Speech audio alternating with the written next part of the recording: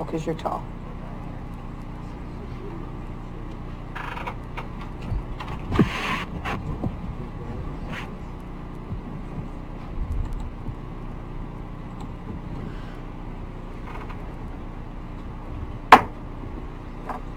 Good morning. I'd like to welcome everyone here this morning. Thank you for coming, braving the weather out there.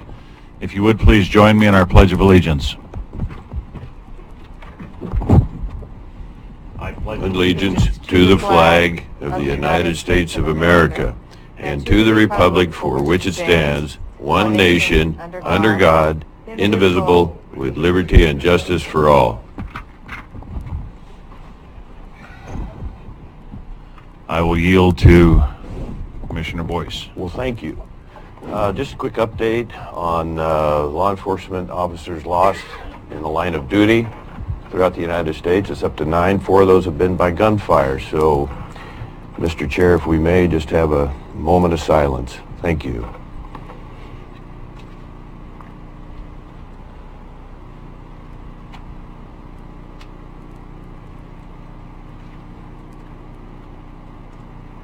Thanks again. Also, I wanted to, gives me a great privilege and honor to welcome Julie Smeltzer. We were with a group last night and someone said, how in the world did you folks pull that off? And I said, well, it certainly wasn't the money. Welcome, and I told a friend a few days ago, just by virtue of you being here, the barriers to problem solving and solutions are coming down, and I just want to give you a real proper welcome and thank the board for letting me express that. Third thing, Curry County prevailed again in another lawsuit, and it's just part of the Curry County comeback. I suspect details will be in the paper, and I'll leave it at that, Mr. Chair. Thank you. All right, do we have any changes to the amendment? Or amendments to the agenda, I'm sorry. None for me, Mr. Chair. None for me. Okay, I think we need to add one, and it'll be, and we're going to need to have an executive session per ORS 192660. Council, could you? Oh, thank you. That is elaborate on also 2D, and that is to confer with designated representatives for labor negotiations. And so we'll do that near the end, and we'll seek direction, and there won't be any decision made, really. Okay. All right, so can I have a motion? I move that we approve the agenda as amended. Have a second? Second, Mr. Chair. Any further comments or questions? A question? Aye. Aye. Aye. All right, and we'll start with public comments. First of all, let me, I need to address everyone. Let me welcome and for the record, Julie Smeltzer as Operations Director, Commissioner Boyce, Commissioner Gold, Council Huddle, JJ, and myself, Christopher Pash. Miss Mary Rowe.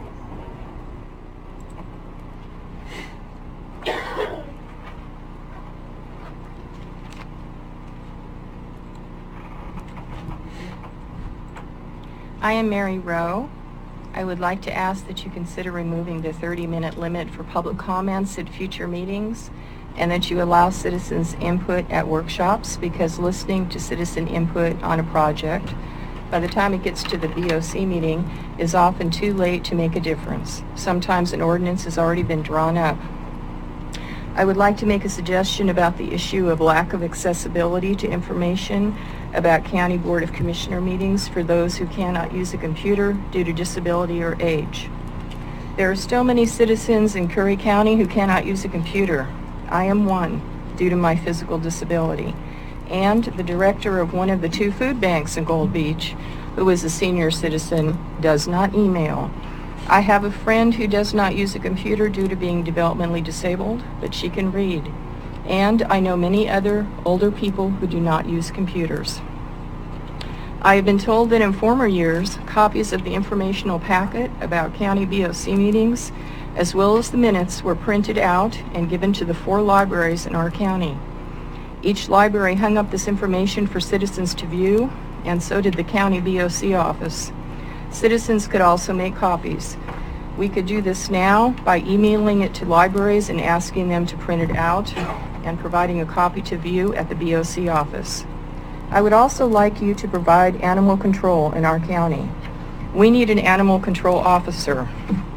The Sheriff's Department has not been able to afford one, and Wild Rivers Animal Rescue is concerned with liability. What is needed is a partnership between the two and perhaps a reliable vehicle for this purpose. Training may also be necessary. I would ask if one of you would meet with Tanya, the director of Wild Rivers Animal Rescue, and our sheriff, and work out a plan that both can live with. Our citizens and animals are entitled to this service.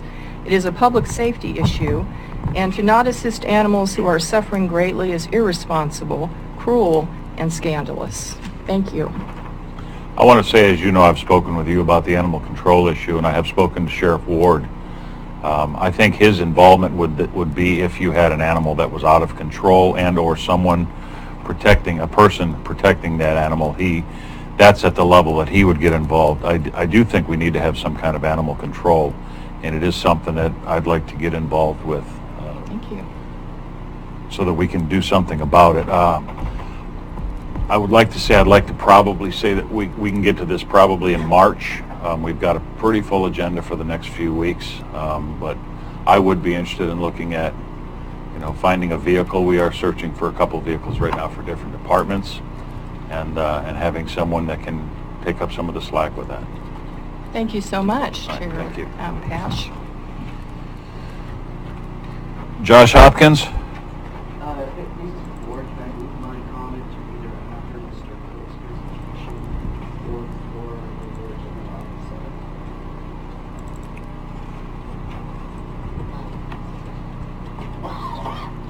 7? All righty, we'll move it to agenda item 7 then. Mr. Barnes, I think you have one for there as well, correct? I believe so, yes. Okay, Mr. Barnes, you have one for public comment?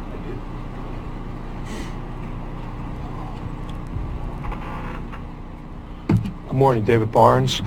I read Commissioner Boyce's piece this morning in the Pilot about wildfires, and wildfire season is coming up again. And I just want to, I've read through the last week or two, I've been looking through the last year's Omnibus Bill and the Farm Act. And there's funding available for a lot of the things that we need to do as a county to help us prevent mega fires in the future. The Omnibus Bill provides for a change in the way forest fires are fought generally. People have stood up, they have noticed what's happened here in the last couple of years in our county. Senator Wyden has put something forth that he, with another senator from Idaho, and it's gotten signatures, and it basically changes everything. But one of the key elements before we can get funding, for federal funding to do these things, is having an up-to-date community wildfire protection plan. And Curry County put one together back in February of 2008. Next month it'll be 11 years old. It hasn't been updated. One of the elements is the plan must be within 5 years. I'd really like, I guess what I'd like is for this committee to ask to have JJ put out a posting that you are looking for volunteers to come in and to do an update of this wildfire protection plan. That way we can go out, we'd be eligible for money. A lot of what they say in this in Omnibus Bill and in Wyden's bill is that the money is going to be spent on local labor to solve local problems. And that's one thing that we could desperately use around Curry is more well-paying jobs for people. So like I said, that would be my request, is that you ask to empanel a new commission to get together and to update this wildfire protection plan. I've read through it, not word for word, but it's an amazing document, incredibly thorough, and to see it just not be acted on is just really a shame to me. So that was it. Thank you. What I would like to say to you is Commissioner Boyce and I have been very active with, we were in the development of Curry wildfire prevention, and Commissioner Rhodes was part of that group that put that bill together. We've also conferred with him. I would love to see that go forward. I don't know comments from the rest of the board, But I would love to see a group put together to further that. Mr. Barnes, if I may, Mr. Chair, thank you. You mentioned, local labor. That's something that we did get from Senator Merkley yesterday. He highlighted that. I think through the Farm Bill, even though there's obviously some distance between the president, who is got a little bit of say where that money goes and how that might affect Oregon. Merkley is working on that, and through also Curry Wildfire Prevention. But there are some efforts there. The 2008 plan, even though it is 11 years old, it is still very pertinent to what we have here. And I mentioned I have a copy of that on my desk, and I think that reminder, that challenge is something we can get right on. That'll probably go through, Curry County Emergency Management. And your suggestion we look for volunteers is equally notable. Thank you.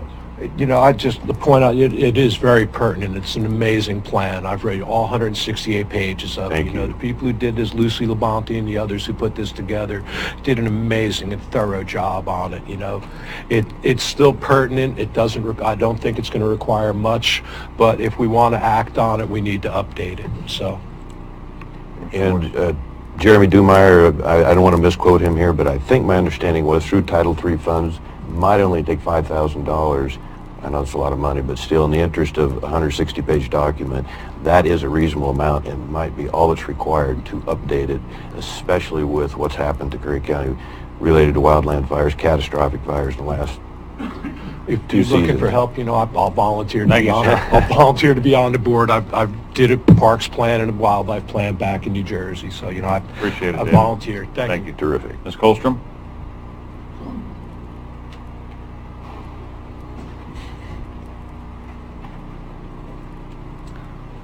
Louise Colstrom, County Accountant. There is and has been for quite a while Title III funds that were tagged to do the Wildfire Protection Plan, and it's with Coos Forest Protection Association, and they have funds sitting there from Title III money to pay for somebody to write that plan. So. Thank you. So that could act. Go ahead. Thank you again. That could either come from the Sheriff's Department or CFPA. Do you think that? That we have funds to pay CFPA to do that. Okay, great. Thank you. I'd like to move forward with that then. Sooner the better. Sooner the better. Thanks. Dale Hodges? Hey, Good morning. morning to you. I read the thing in the paper today too. And one thing that's missing is a near-term plan in light of the bullet that we dodged last year in terms of the lobster fire. I don't think it's an opinion, I think it's pretty much a fact that the lobster fire was the first incident of the season, and that enabled us to have all that aircraft available at a heartbeat. I dare say 2 weeks later, and that aircraft wouldn't have been available, and who knows what in terms of Gold Beach, because that wind was coming this way. So, I just didn't want to have that great piece of work go without what is, to me, sorely missing in terms of a near-term solution for the wildland interface, where structures meet the timberlands, and every house has a thing called a zone 6-7, right? In between the timberlands and the house, there's a bunch of zones. I'd suggest that residents hydrate that zone right around their house and go ahead and inoculate it with whatever you can, including the duff. And I've got 3 minutes? Yes, sir. Okay, good. So I recommend people put a bioswale around their land in that zone 7. If you have a one-bedroom house, your zone 7 might only be 200 feet from the house. If you've got a big cornerstone ranch, that zone 7 is going to be huge. So what I'm trying to say is take all the biomass or all the slash from anything in your property and hydrate it so that when the fire comes, it runs into this water barrier. Fire operates a lot like water. It'll go around anything it resists. So hydrate the ground around it. Now, in terms of this timber idea, every time we cut a new road, we create a new edge that is very hospitable to fires, because that edge is very drying. The plan that was cited earlier may not be effective because we have a new kind of fire.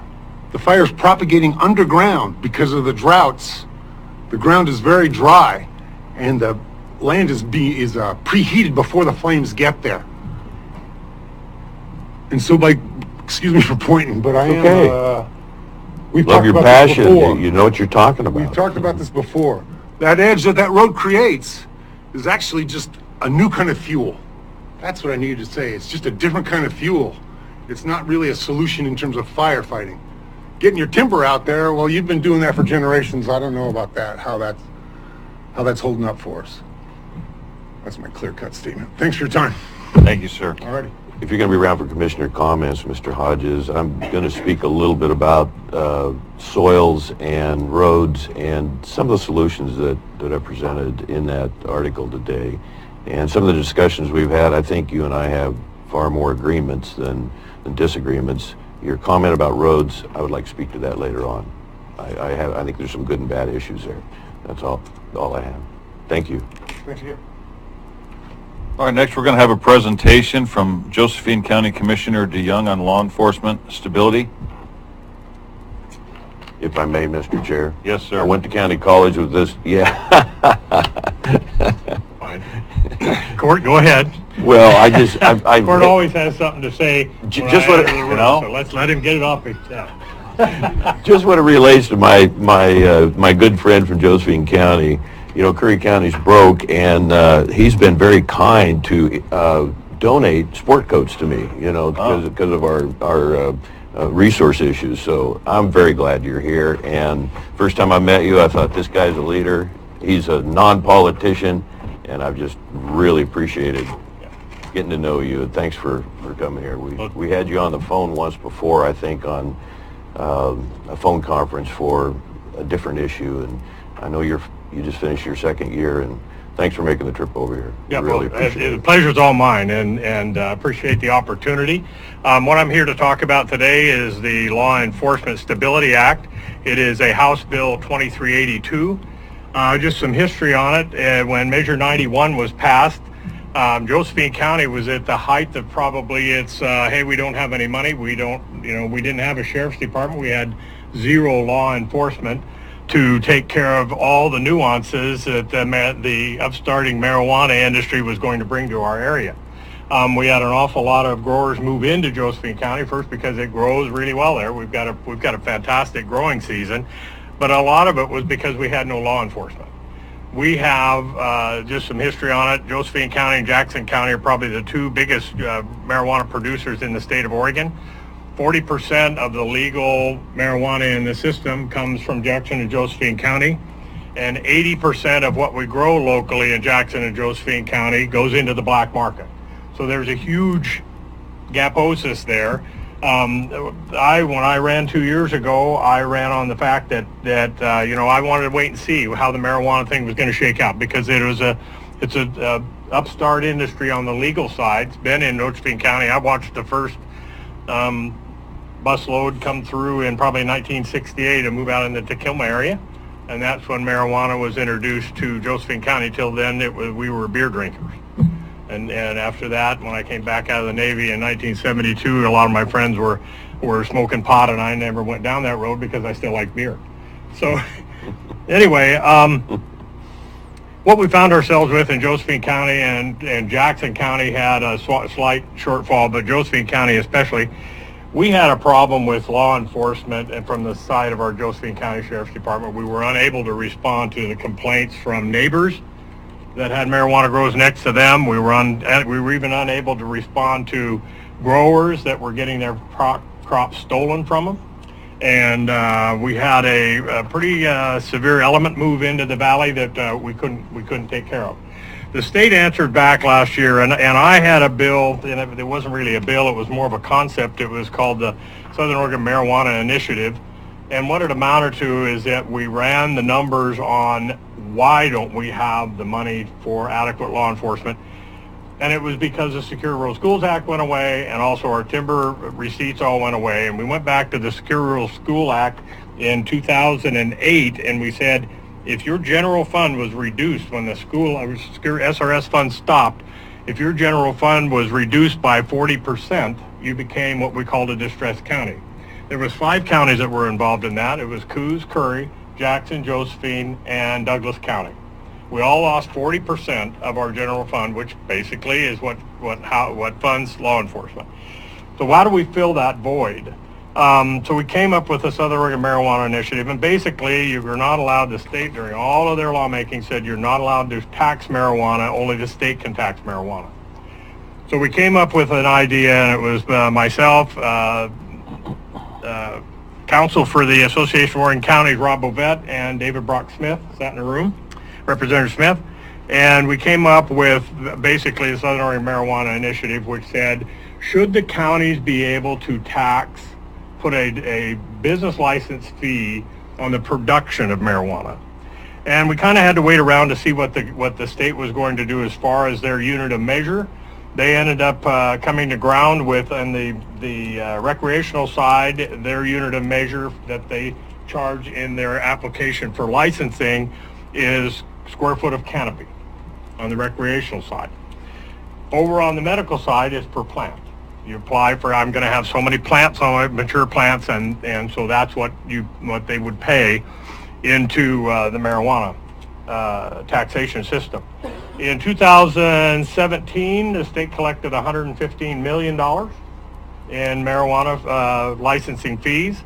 And you would think if 40% of the product came out of Jackson and Josephine County, we'd get 40% of the revenue, and that would solve our problem. But that didn't happen. It's all split up by population, very much like OLCC and the liquor taxes. So that left Josephine County, which has roughly 87,000 people. That left us with absolutely a hole. I think we got 800,000 that first year was about it.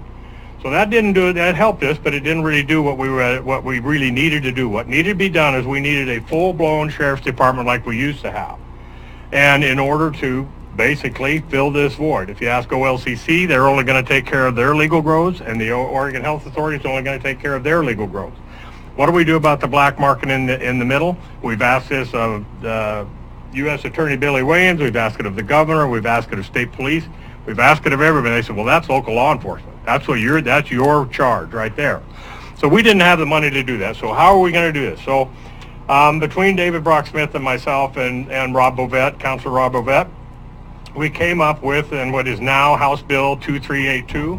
And basically what it amounts to, the short version is just a one-pager, and I've given one to all the commissioners, and Ms. Melcher will make sure that this thing is available so you can read the whole thing. Say it's just a one-pager. And basically what it amounts to is that it allows, we are asking the legislature to allow these 5 counties to charge a business license fee at the time of registration. So if a marijuana grower wants to register his grow, say he's a recreational grower and he wants to apply for 40,000 square feet of canopy, which is not out of the ordinary in Josephine County, this bill would allow us to charge anywhere up to $1 a square foot business license for that grow. So if you have a 40,000 square foot application and we land on $1, guess what? It's a $40,000 business license fee. On the OMMP side, it would go $50 a plant. That's the maximum. We had to cap that at $50 a plant, assuming that it's about 7.5 feet by 7.5 feet to grow a plant, so we came at $50.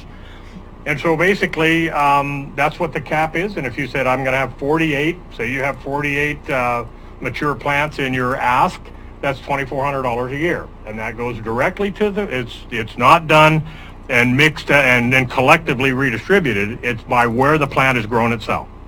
In the timber industry, it's on the stump. Wherever that is, that plant comes out of the ground, that's the recipient of those funds.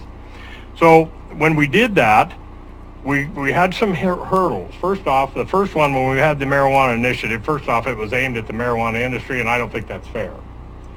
This thing is not, they said, well, you just don't like marijuana. Well, I've got mixed emotions on it. It's here to stay. That ship has sailed, that it's never going to be, that it'll ever be illegal in Oregon again. That ship has sailed. So how do we deal with it going forward? There was a bumper sticker when Measure 91 was coming out, and it said legalization, regulation, taxation. When legalization came through with Measure 91, everybody went out and scratched the other two things off their bumper. They didn't want regulation, they didn't want taxation. So now we're into the regulation side of it, and the state also, has some regulations involved, but it does miss that middle ground, which is called the black market, or however you want to call it. It's not legal. And so we want to apply pressure to the illegal side of it. We want to apply some pressure in Josephine County and in all counties. And there are 5 counties now that are involved. By the way, let me get back on history. Douglas opted out. And Douglas opted out because they don't have a recreational program in Douglas County. So they opted out, and we thought, oops, that isn't good for our bill. But as soon as they opted out, Lane County opted in.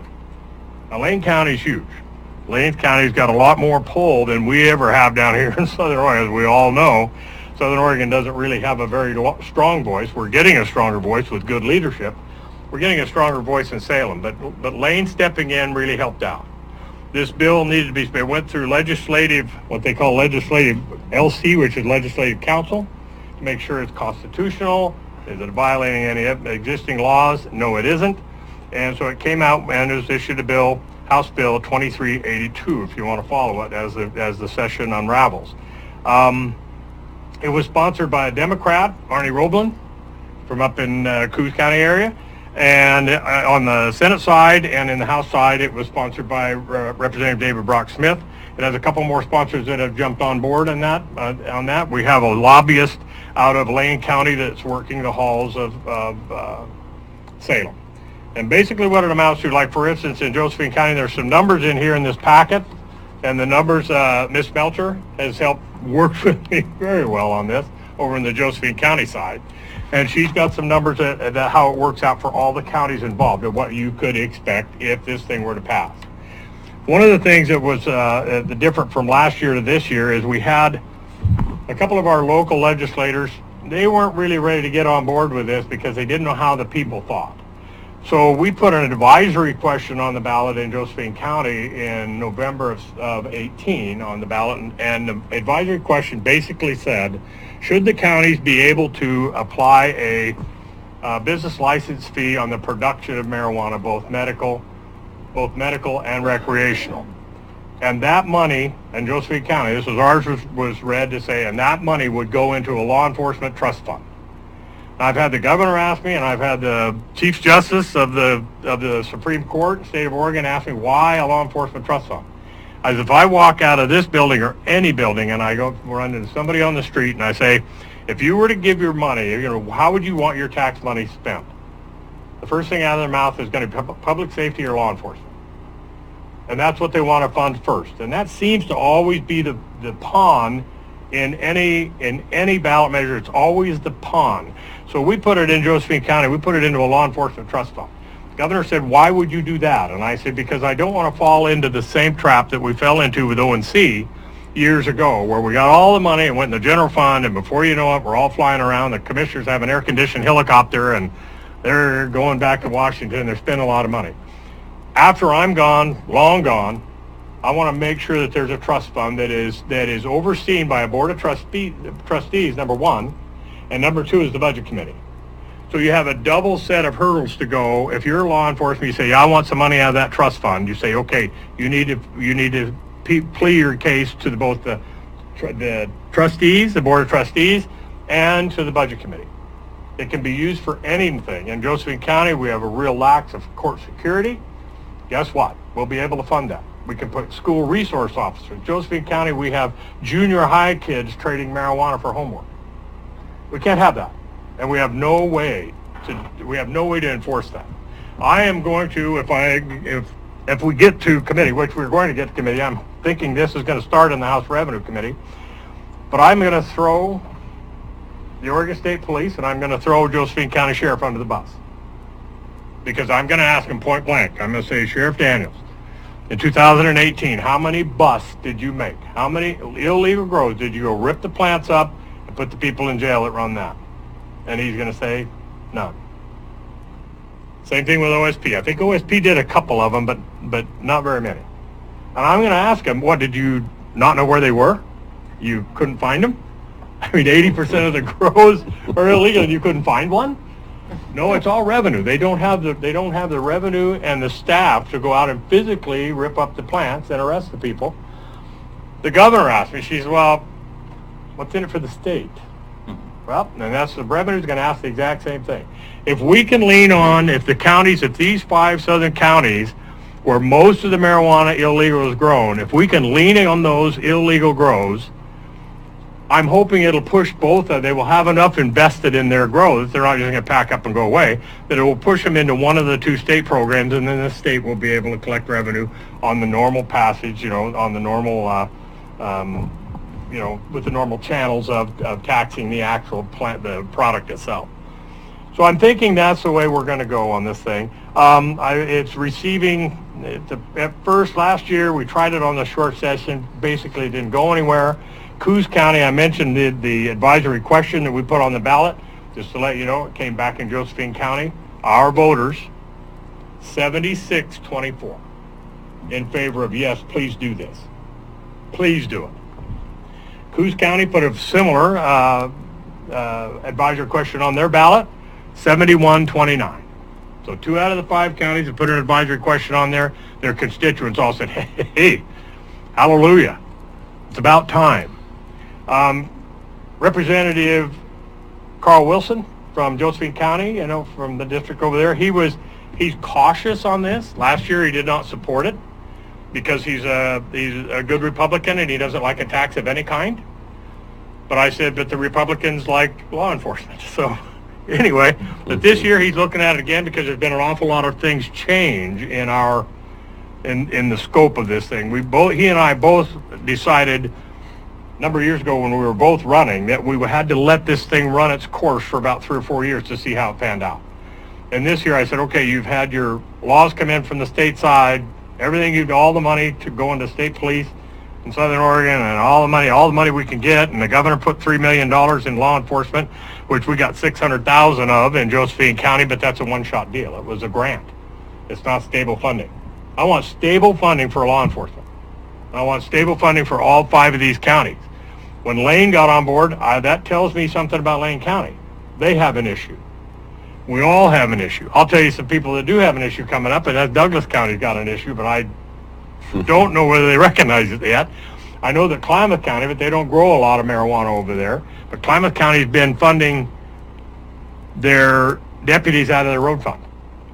And I have an issue with that. So, but anyway, that's other counties. These 5 counties that are involved in this, and their numbers are here. It depends on how many grows you have applied for from your county, how much revenue it would mean to you. But if we do it through this means here, what will happen is when they apply for their licensing, this will apply, the state will collect the money, the state will give the check back to the county where the marijuana was grown for their law enforcement. I'm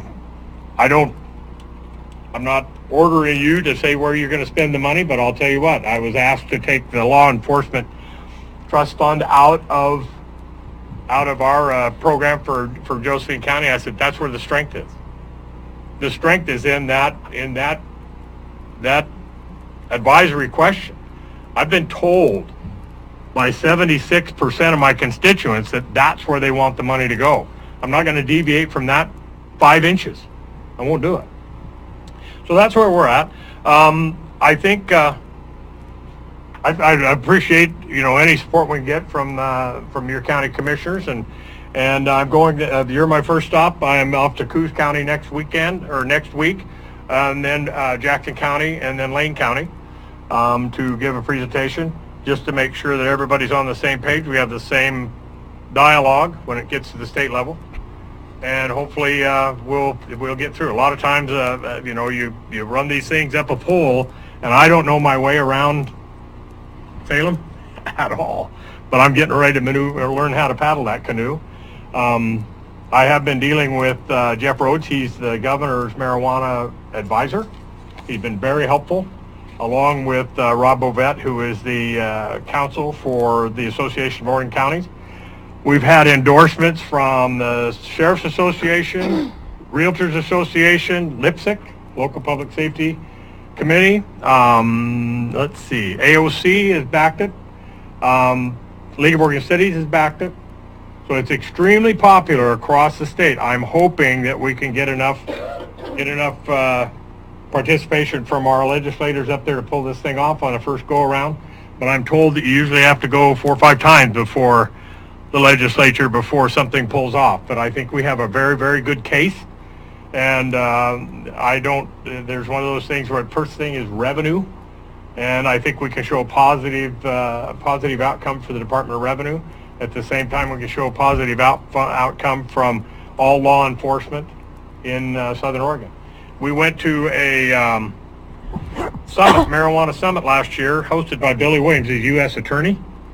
And it was a closed-door session. The governor was there to introduce everybody, and then she left. But there was 6 U.S. attorneys. FBI was there. Homeland Security was there. Everybody. There was 6 U.S. attorneys. I mean, everybody and their brother. IRS was there. Department of Revenue was there. Closed door summit. Out of all the presentations, myself and Rob Bobette teamed together on this right here. We were the only ones in the room with a solution. The only ones. Everybody else had a bunch of bellyache and what are we going to do and what's the state going to do, what's this, and we were the only ones with a solution. We have a problem in Southern Oregon. We have a solution in Southern Oregon. All you have to do is let us do it. We'll take care of it. I told the governor, I said, I am so fed up of Southern Oregon County sitting on the front steps of the Capitol with a cardboard sign saying, help me. I'm done with it. I'm not going to do that anymore. We have a way here to help ourselves and make this thing work. And that's what I'm doing for the first 6 months of my third year of my first term. And I've got a bag packed. It's in the back seat of my pickup. And when they call and say, hey, you got to come and testify, I'm there. I will do that. So it doesn't matter if I'm on vacation or not. I'm going to go do it. This is that important to me. It's that important to all counties, all 4 counties. This may be the answer that we've all been looking for. All we need is a state to step aside and say, you go right ahead and do this. We've had other counties at AOC, Association of Oregon Counties, they all want to get on board. It was unanimous except for Phil Henderson from Deschutes.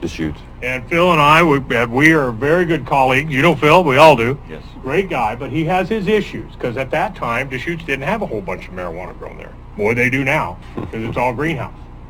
And the greenhouse they're putting on, used to be agricultural land, they're letting the land go fallow around the greenhouse instead of tending to the land, which is spreading seeds into the crops next door.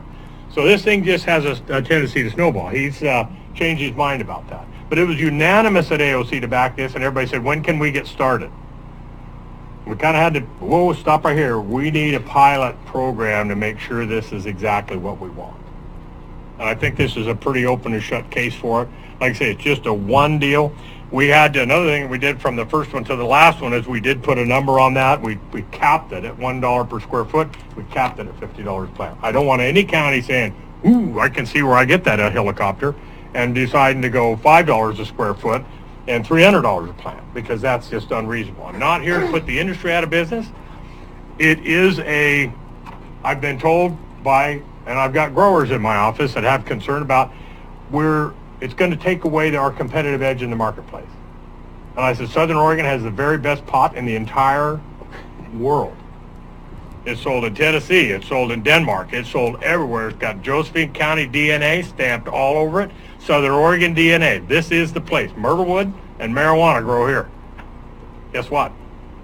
There's good wine. There's still $1,000, $2,000 a bottle of wine, and there's vineyards everywhere. We have the product. We have a good product, whether you like it or not, and I don't think it's going to affect that. Talking to some of the growers, they go, you know what? We're on board. And we also want to be part of the community.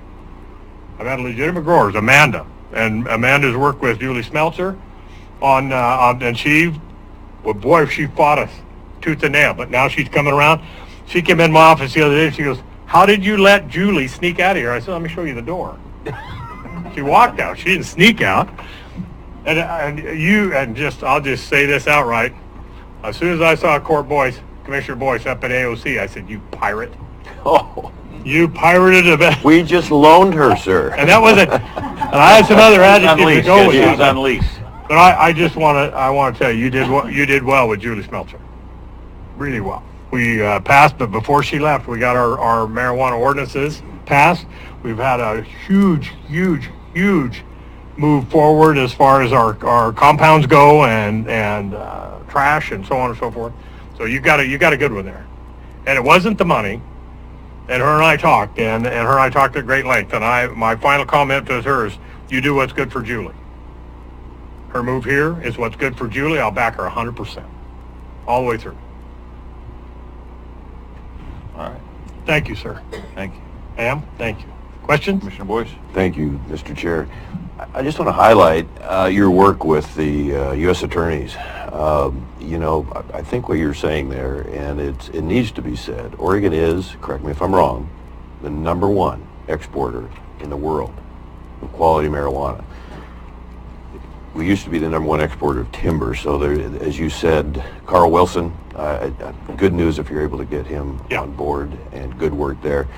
I wouldn't characterize your work during the short session as going nowhere. I think that set the stage.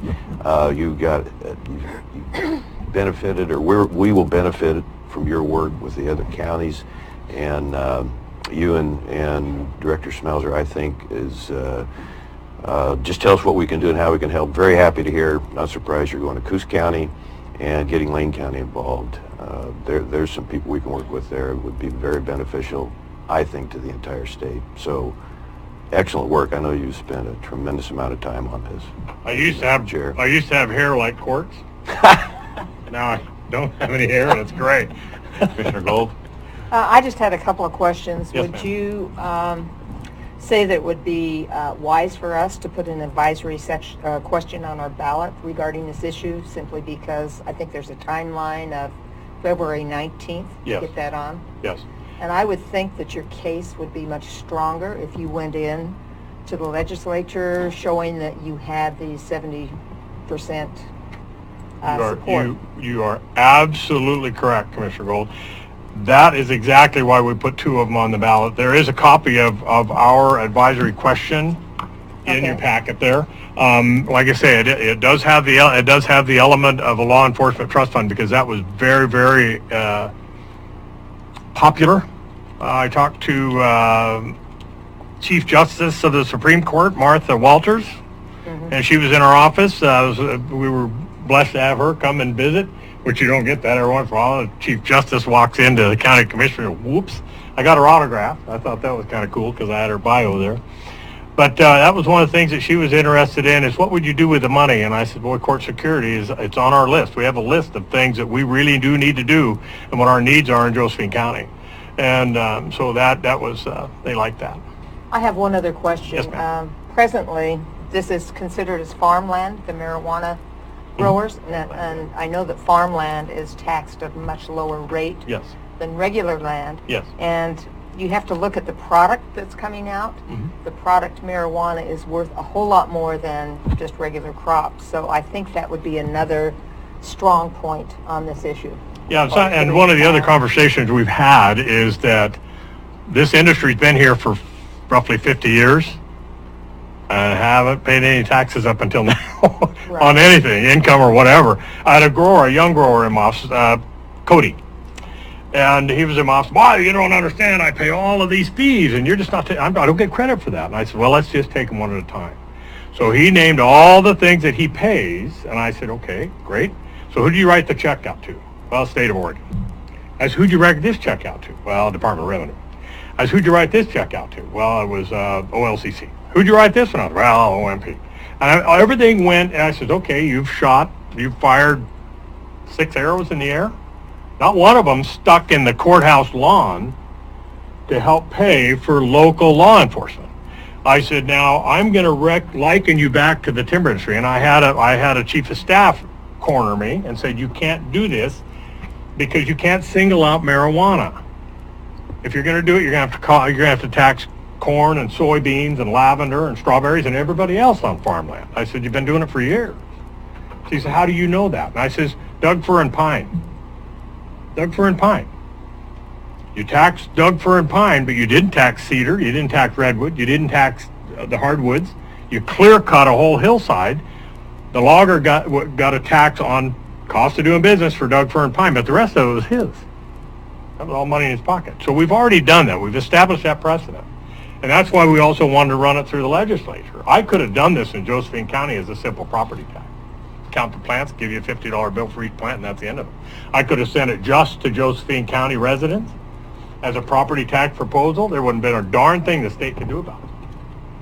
I want it to be legitimate. I want this maybe, and I had a marijuana grower that he said, you know, this may be the answer that everybody's been looking for. And I said, I don't know the answer to what, but it's going to be the answer to law enforcement where I'm concerned. My arms are around Josephine County. I was a city councilor for 8 years, and then I went to the county. My arms had to get bigger. I don't have any aspiration to go into state government or anything at all. I want to fix locally what I can do there. I was born in Josephine. I was born in Grass Pass, Oregon. I went to high school there, graduated in 1967. In 1967, my 56 Chevy sat here in Gold Beach because I broke a crankshaft right up the hill. You said that's the last time you were here? No, almost. Almost. I came over here with the DEQ to do some noise testing on your river racers. Not for them, but gathering information against them. So that was fine. But no, I born and raised right here in Southern Oregon. I'm a Southern Oregon boy. I was in the Navy for 4 years. I came back to Grants Pass, and my wife and 2 kids, and we still live there. I've been married 50 years this coming summer. So I'm a hometown kid, and I'm an old man, hometown old man now. But it's all of Southern Oregon to me, and I think Julie can attest to this. I'm not a county guy. We're more regional, and that's one of the things that I don't think Julie coming over here is a loss to Josephine County. You know why? Because she's going to work for the region. That's what we've needed for so long, is a regional approach to our problems, because north of here, they don't care what Southern Oregon's all about. So as we can fix our stuff here locally, I think we're going to be miles ahead. And then we control it. Right. Money comes right back to us, and we have the opportunity to put that money into our budgets and go from there. I think it'll strengthen everybody. So, Commissioner? Any other questions? Just, you just referenced a marijuana grower. I assume that was a legal grower, and how that relates to the lobby that they have in Salem. I think their title is Sun Growers Guild. Is that correct? Yeah. Okay. And here's another thing that happened from last year to this year, and it was kind of it was just odd that it happened this way. But the president of Sun Growers Guild in Josephine County, one of the things our representative said is, no, I'm just not interested unless the Sun Growers Guild gets on board. And well, they're not going to get on board for this, that's for sure. Some of them do, some of them don't. Farms Inc. is on board, which is another growing coalition. But the president of Sun Growers Guild ran for county commissioner. Good. We want to get you involved in government. That's where you'll be heard. That's where you can make a difference. So he said right there, I'm awake. Marijuana runs this county now. We're responsible for the economic stability and blah, blah, blah of Southern Oregon. Cut his hair off. Had black, long hair. Got 5% of the vote. Next time I saw him, I said, and he's one of the big lobbyists up in Salem. He's known all over the Capitol building. And I told him, I said, Pete, I wouldn't have cut my beard off for less than 20%. And you cut your hair off for 5%. Just joking with it. But another thing that did show is that maybe that industry isn't as strong as it thinks it is. That maybe they do need to become part of the community. They need to have that sense of community. I would like nothing better than to be able to say that, yeah, this is the dollars and cents that funded that sheriff's department, and that's part of community. Amanda, she's on board with that. She gets it, and she's the president of Farms Inc. Yeah. So, this is a heavy lift. I don't know if we can pull it off. Usually, like I said, if we pull it off in the first go around at the legislature, it'd be almost a miracle. But that doesn't mean I'm going to fight any less. I'm going to be there every time they want questions answered, and I'm going to be there. We're going to put out a deal. Our public information officer and I are working on a deal, and it's going to go. It's called County Commissioner's Corner, and it's going to go to every legislator, and it's going to be basically 3 to 5 minutes every couple of weeks, explaining the features and benefits of this proposal. They're going to hear it right from us, the people in Southern Oregon, that it affects, so that somebody up in Benton County go, I don't know what the heck that is, you know, I'm not going to vote for that. But what it will do is, like I said, there is a little something in it for everybody, every county in Oregon. If we can push the illegal grower, the black market grower, into the legal side of it, I think we're all going to, where they can be watched, the cameras and all the other stuff, where they can be watched, I think we'll all benefit from it. Then as they divvy up the money at the end of the year, instead of 115 million, then it's 165 million. That all goes out by population. The big counties get money, the Wallowa County, old Todd Nash up in Wallowa County, cattle rancher, he's going to get a little piece of the pie too. There's something in it for everybody. So, and of course the state will take their probably 8% admin out of it, and before they divvy up anything, which is perfectly, it's okay with me, as long as the lion's share of it comes back to where it's grown. So any other questions that I can answer for you? Just want to say Commissioners, thank you.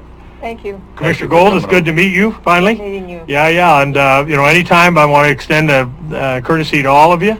You're allowed to come back over. You can come over to Josephine County, and we'll give you a cup of coffee, but bring Julie with you so we can pick her brain a little bit while she's there. Just teasing. Got a good one there. So thank you sir. very much. Thank you. Thanks, Dan. All right, next we have Rogue River Fish Loss, Steve Byerlin. And I just want to give you a little history on Steve. It's going to take him a minute or two to get set up here. Steve is starting his 49th year of private Rogue River fishery studies and conservation efforts.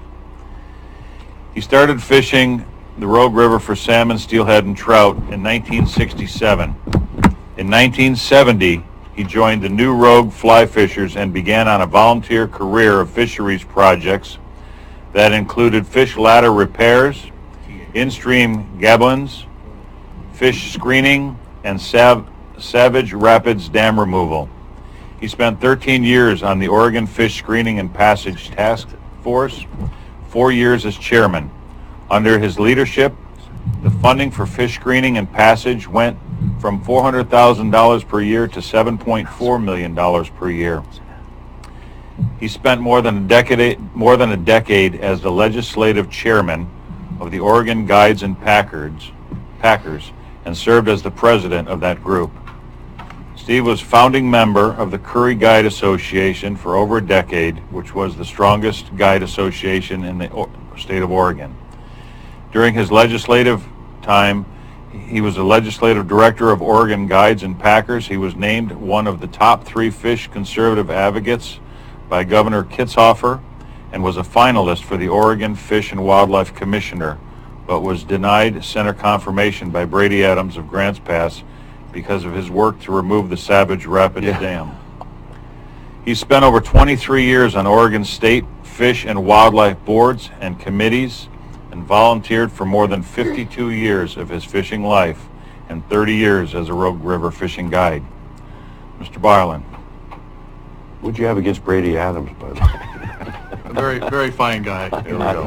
Yes. We just had a disagreement on that. He thought the river was going to go dry if the dam was removed, and it didn't. I title this "Unknown Rogue River Spring Chinook Tragedy" because I really think it's unknown. And a driving force in this tragedy is Lost Creek Dam. Done a lot of good, but it has some problems. One of the things that when I say unknown, I don't even know of a fish and wildlife person that knows it. I talked to the head of the Rogue River for Lost Creek Dam, didn't know it, and so things get lost in time.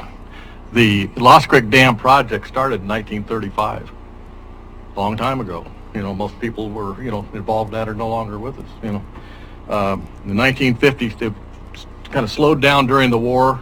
And then the 1955 flood came along. When the 55 flood came along, it came back into prominence. There was a lot of damage done in the Rogue Basin, from that flood. 1956, there was a meeting in Grants Pass talking about the dam, and this is the from the EIS, and it's in every document going forward on the dam project. Any flood control plan detrimental to the fishery resource would be unacceptable by both local and to the federal and state fisheries agencies.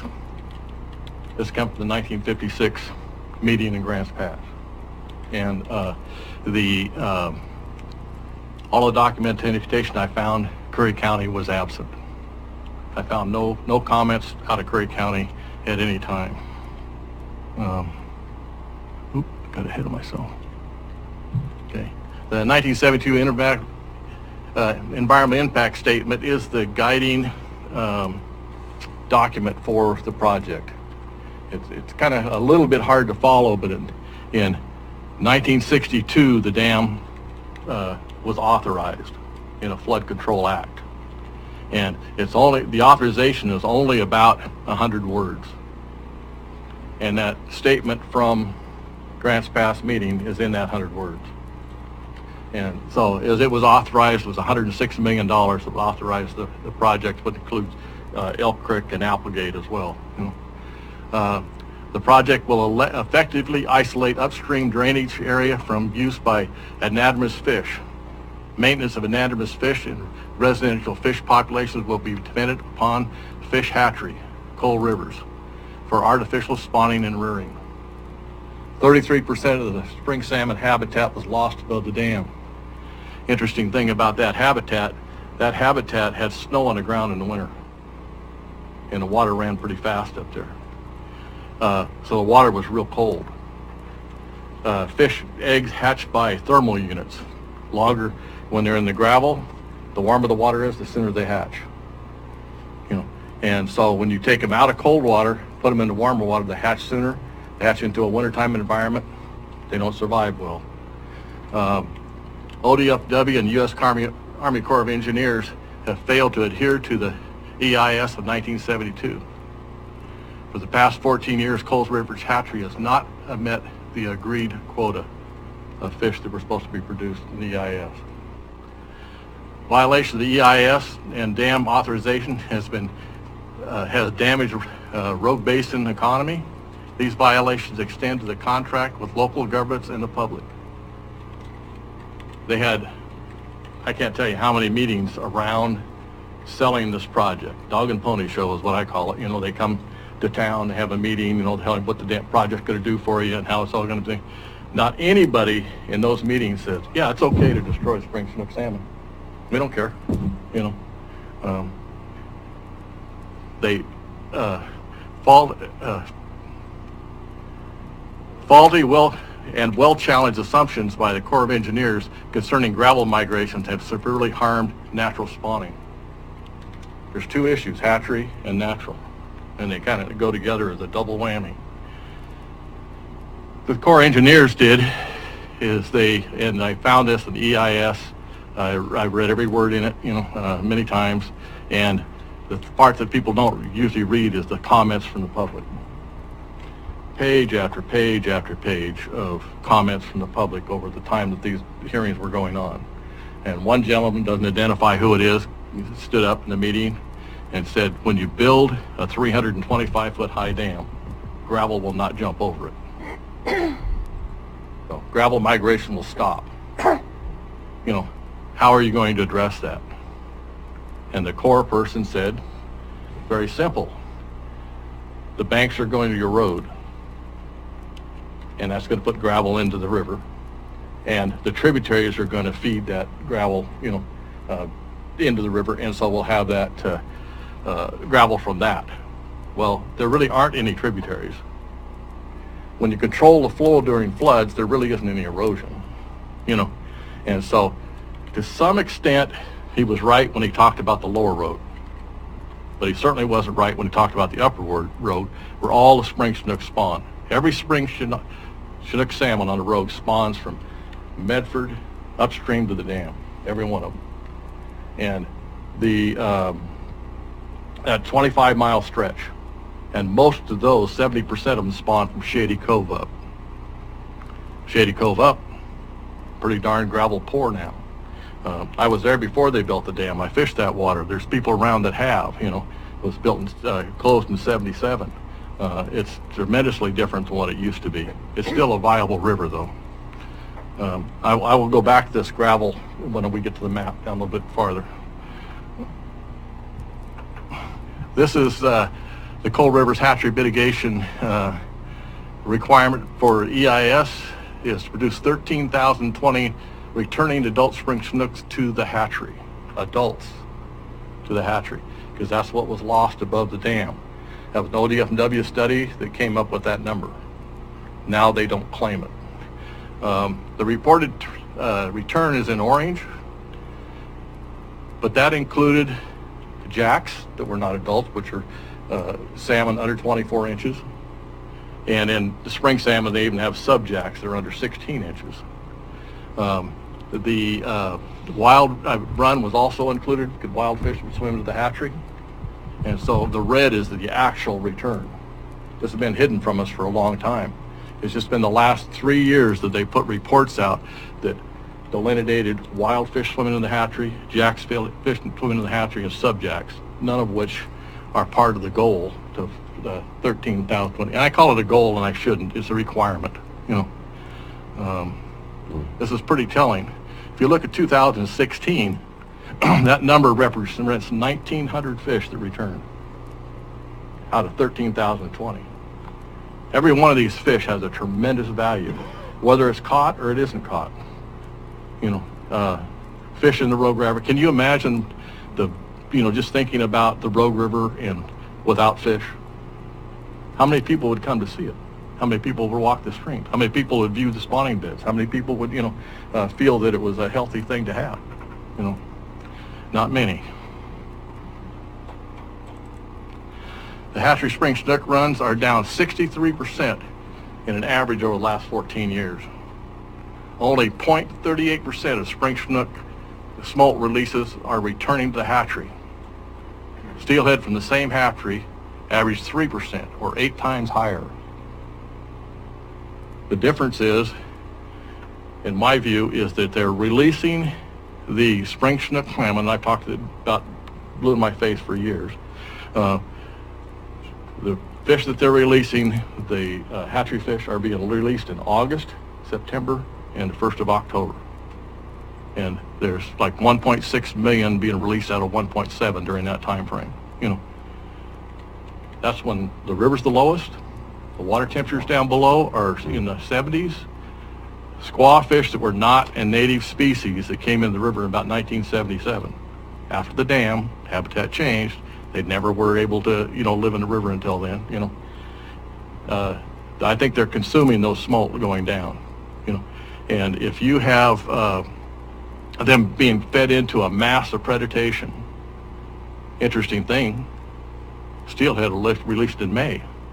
The water's still high, it's still cold. Comes back at 8 times. The amount of fish they're releasing right now, the smolt for spring salmon, 8 times that, if they were, came back at that level, would be 51,000 spring chinook hatchery fish, not 13. Hatchery management is the issue. The recent average for 14 years of 4,881 coming back is a far cry from the 13,020. Results in a $4.7 million annual loss, economic loss. And I'm using on the economic loss, I know it'll be questioned, they're saying that the salmon are worth $576. That is if there's a productive run. The fewer there are, the higher it goes up. As you go fishing and you catch one fish or none, at cost. If you go fishing and you catch a bunch of fish, then the cost goes down because it's averaged over time. So the more fish there are, the less the value of the fish is. But right now, it is at $576, and that is in 2007 dollars, 12 years ago. We use the economic value of Rogue River salmon is the study I use. It's the most recent. It was done in 2009, and it says $2,007 in it. The one previous to that was 1991, so it would even be farther back. But they say in here that if the Rogue River had no fish, what value would that be to our economies and our thing? And over time, $1.5 billion if we had no fish. It's a big driver and a big thing to our tourism and also our travel industry. Natural spawning spring snook are down 60%. That's the wild fish. Remember, 33% of their habitat was lost. So if you subtracted that from the historical run, you'd need to have 26,400 fish coming back, or 26,040. Right now we have an average of 8,600. In many years it's quite a bit less than that. The economic value of Rogue River salmon is at 576, as I said. The shortfall of 17,400 translates to $10 million economic loss on the wild fish. That doesn't include the 4.7 on the hatchery fish. You know, so now we're up around $15 million annually. You know, that doesn't mean all those fish would have been caught. That's the value of the fish. You know, and the wild spring snook harvest has been virtually stopped, resulting in huge economic impacts and very pissed off fishermen. You know, that because it's not necessary. You know, wild and natural spring snook populations are shattered by two predictable but manageable habitat issues. The dam water release temperatures during egg incubation is too warm. They hatch too soon. They actually become lethal for them even if they spawn successfully in that upper road. I would say above Elk Creek. It's not controllable. They've done what they can to bring the coldest water out of the dam. They've got a temperature tower that goes up and down, but in the wintertime the water on top is the cold water. Water below is the warm water. And it switches around and turns over, you know, in the toward the summer months so they can release colder water, which is good for the river and fall snook. Lack of spawning habitat, there are many options for both issues, and I'll hit on that here in a minute. The fall chinook populations have increased, and they're doing well. And when I was a young man, there wasn't a fishery for fall chinook at Grants Pass. My fishing buddy and I basically discovered that fishery. It was right in front of everybody. But once the dam was closed, the water was colder, the fall chinook came up farther, and created quite a fishery up there. ODFW was so clueless that they said, we developed a fishery at Grants Pass. We developed a whole new run. And then they turned around and closed the fishery on the lower river because there wasn't any fish down here. That's because the water's conditions were better, so they went farther upriver. It didn't that they didn't exist, but they closed it down for about 10 years, you know. So fishing down here, you know, they just didn't get it, you know. But remember that lack of spawning habitat, there are options. I'm going to explain that in a minute. Here we are. Here's the map. And the map that you see here, where you see the green, that's a very productive spawning habit today. You know, there's still gravel there. The area below the dam was one of the most, where my cursor go? Crazy. Right here. If I get it there. The area below the dam, right here where you see that little blue strip, was one of the most productive spawning stretches on the Rogue River. There's no gravel there now. And the water temperature is a problem.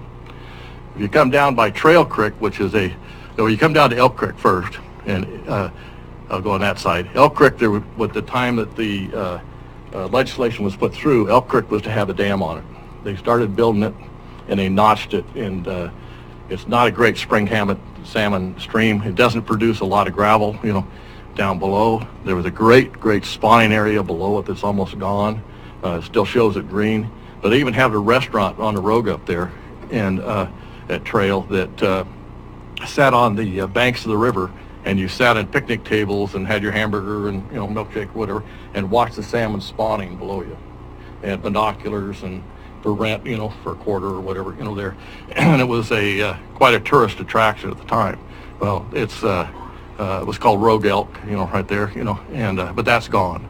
Below Trail Creek and just above Shady Cove is a very good spawning area next to the banks, you know, not out in the middle river, but next to the banks. And virtually 70% of the salmon spawn from Shady Cove up. If you follow down that, you don't see many tributaries. How the Corps of Engineers came up that they were going to have gravel coming from these tributaries that are gravel poor and flow poor was beyond me. The secret, I believe, is, and biologists believe with me, is Big Butte Creek. Big Butte Creek, you see right where it says Coal River's hatcheries, there's a little squiggle there. That is a fish blockage. 10% of the wild spring snook spawn in a 1 mile stretch. Of the entire Rogue River run spawns in that 1 mile stretch. So it shows that the habitat is, is good. They have a hard time getting over the flow, over the Crowfoot Falls there, but it's because 100 cubic feet a second is diverted by Eagle Point Irrigation District. There's only about 60 to 70 feet per second going over that dam. And then another 50 cubic feet a second is taken out by Medford Irrigation District. And so it makes the stream water poor. And we have been able to talk to Eagle Point Irrigation District. I did the first time and got them to move their maintenance time, that the window they had 2 weeks to shut down maintenance time during the time the spring snook were going up the river. And that added 100 cubic feet to the flow. That year we had a tremendous increase in spawning in the creek, just because they could get there. But it can be addressed in this section. Little Butte Creek is also another possibility clear down here at Eagle Point, but again, it gets all the water sucked out of it. This is kind of a last-minute ad that I added in there. I was kind of told that it might not be understandable, but I think it's important. This isn't my documentation. This is from ODF&W, and in 10-year blocks, 1981 to 1990, the average return for hatchery fish was 34,000. They had 43% jacks in those years. Unbelievable. Usually it averages about 20%. So you sprack that out, so you got 19,643, which beat the 13,020 required by to 151%. We had and I checked the number of smolts that were released. You get a 2.6% return during that time frame. Then 91 to 2000, it dropped to 25,005. Still pretty darn good.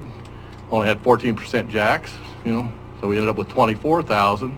Actually increased the number of adults coming back for 189, but the return per smolt was 1.9%. 01 to 010, it dropped to 96.02. Huge drop, After you subtract the jacks, you had 78.98. Interesting to point out that on the two with those stars on them above, the 1990 and 2000, those counts still included the wild in there, and so they weren't backed out yet, as that would have been reduced probably by close to 10%. But 78, 98, 40% under what was required, and only a 0.54% coming back, And then 2011, 2018, 64.19 on the full count after the jacks and wild were removed. 51.72 for a minus 62% and a 0.38% return. That is a hatchery failure. And ODF&W, I'm not going to pick on the Corps right here, but ODF&W is a contractor for running the hatchery. They contract with the Corps engineers. The contract has stipulations on what is to be done, ODF&W is apparently unaware of that stipulation, or it isn't in the contract, because they don't seem to see that there's a problem here, that much. Well, they do now, but just recently they started figuring out. But over 14 years, they think you would have came forward and say, we got a problem here, and tell the public and think it's hidden. I don't doubt anybody in this room knew that, before I brought it up. I know I worked on fisheries for years. I didn't know it, but it's a hatchery issue. It's in the hatchery. It's not, the steelhead go down, come back at a 3% rate. The springers go down and they come back at a 0.38% rate. They go through the same stream, same predators, same water, same ocean, so, and they come, and so it has to be within the hatchery. And what I think it is release timing. And I think the reason why ODF&W has a problem with the release timing, this comes to dollars and cents. They open the hatchery gates and the smolt go out on their own. So 1.6 million or 1.7 million going out on their own, self-volunteer going down the river. Well, if they go down in the early part of the year, the little fry of the wild fish have just come out of the gravel. And these average hatchery fish come out and they eat those fry. You know, so right now there's about a 10% impact with them releasing them in August and September and October, you know, 7 to 10%. If they were to move into May and release them that way, there would be a much higher impact on those little fry with them eating them. However, if they put them in a truck, took them below the spring salmon spawning beds and let them go, they wouldn't have that 10%, and they could release them at a different time. But putting them in a truck and hauling them down there costs money. I don't particularly care about the money. I have a contract that they're supposed to be obeying. Corps of Engineers pays that contract. You know, that's their responsibility, not our responsibility to pony up the money so they can truck the fish down. But they have a real hard time coming forward saying, we're screwing up because we don't have the money to do it. It's much like the marijuana stuff, you know, when they don't go and check the grows out and stuff. You know, comes down to money. Well, that's, in this case, it's not an excuse. You know, the final impact statement of 1972 was the official directive for the Lost Creek Dam project. That directive told them how to remove the debris when they built the dam, how to pull stumps, where the dam was going to go, where gravel removals go, how many homes were going to be removed, where to relocate highways, where to put power poles, you know, and continuous amount of stuff on how the dam was supposed to be put together, including 13,020 hatchery production. We must recognize that the Department of Fish and Wildlife, together with the Army Corps Engineer, were entrusted to follow the guidelines outlined in the EIS. The objective was to ensure viable, healthy Rogue River spring Chinook salmon population. It appears this has been forgotten, and I think that is very accurate. They have forgotten what they were supposed to do, and they didn't go back and look at the documents. The documents aren't easy to come by, you know. Or they're ignoring it. Mm-hmm. Yep. When combining the economic value of the Lost Creek project of both natural producing wild, because if I use the word wild, somebody will stand up and say, there are no wild fish in the Rogue River. They've been, you know, hatchery fish have been put in, so they're not wild anymore. Well, natural producing is any fish that spawns in the river by itself, you know. And hatchery spring Chinook combined, the price tag is $289 million loss over the last 20 years. That's a pretty impressive number. I don't expect them to write us a check for $289 million, you know. But we still got to turn this around. I want to make sure that you understand what kind of a negative impact there is here. The failure to adhere to steps outlined in the EIS environmental impact statement is both a violation of the EIS and dam authorization. Now, if the dam authorization is violated, doesn't that mean that it's operating illegally? I think that should be pointed out, you know. The failure to uphold the contract, which is the EIS, with local governments and the public who supported the project cannot be ignored. Without an action, the decline outlined in this discussion will continue with even greater economic harm. We're behind the 8 ball on this, but to be truthful, we didn't have this information until the last 3 years, and we had to let a little bit of that information build so we could see the trend. You know. That's it. And I do have a comment, though, you know, that's not in the thing. I think one of the questions might, so what do we do? That was my question. Okay. I think That was mine also. I think how we start this is I would like to see a declaration of no confidence in the Corps of Engineers and ODF&W when it's concerned spring Chinook. And I'd like to make this presentation to Joseph County Commissioners and the Jackson County Commissioners, and at that time convene a member of each one of the county commissions to decide the next steps to be taken, and maybe work with the Associated Oregon Counties legal group. Well, I'd like to make a comment. I'd like to read something into the record, actually, that I prepared, because Steve and I have talked about this many, many times. I've been to some meetings with Steve about this issue. And what I want to read in it is, it is my view that a violation of this dam authorization documents and local government and public binding agreements put Lost Creek Dam's authorization in question. And like Steve said, the dam is likely operating illegally. It has damaged the salmon population in the Rogue River watershed for generations to come, and has also damaged our sport fishing, our tourism, our economic development, and any other public vacation income resources in business and family settings that we have here. In my opinion, the blatant disregard to keep a contractual agreement, even after being notified on several occasions, is punitive. Their failure to meet salmon quotas back to the hatchery must be dealt with, and we must deal with it now.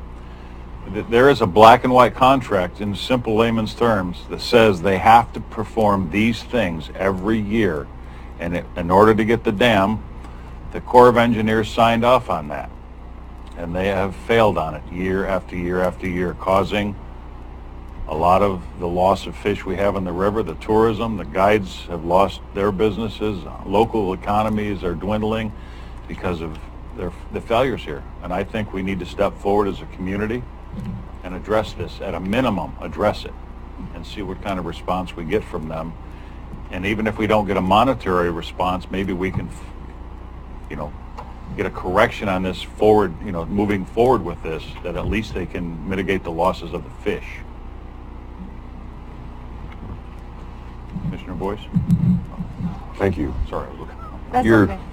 Your recommendation to go to the other counties, starting with a vote of no confidence, we tried that with the Forest Service after the Chetco Bar fire, didn't get support. But this is not unlike, as you well know, the ONC Act of 1937. We were just talking about with Commissioner Young in the office before the meeting today, where they just basically disregard a federal law. And that law is to have sustained yield of 500 million board feet in any given year. And we know in the BLM 18 counties in Oregon, it grows by 1.2 billion board feet.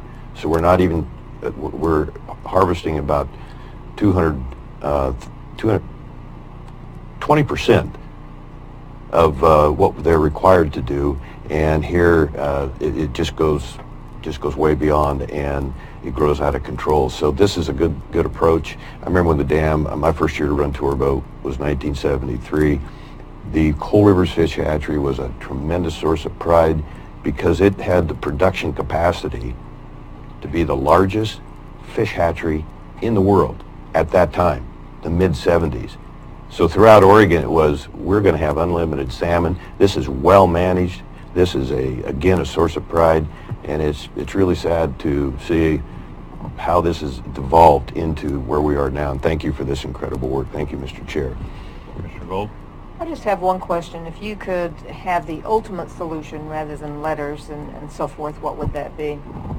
That would be, as far as the fish, would be that they truck the smolt downstream and released them below the spring salmon spawning areas to go down, and they do that in a time that the water is high and cold before the squawfish get active, And my suggestion would be, rather than a resolution against everything, have a solution included there. I didn't do that for one reason, is I felt the county commissioners needed to have input into what that might be. And I didn't think that myself directing that or putting that was the right direction.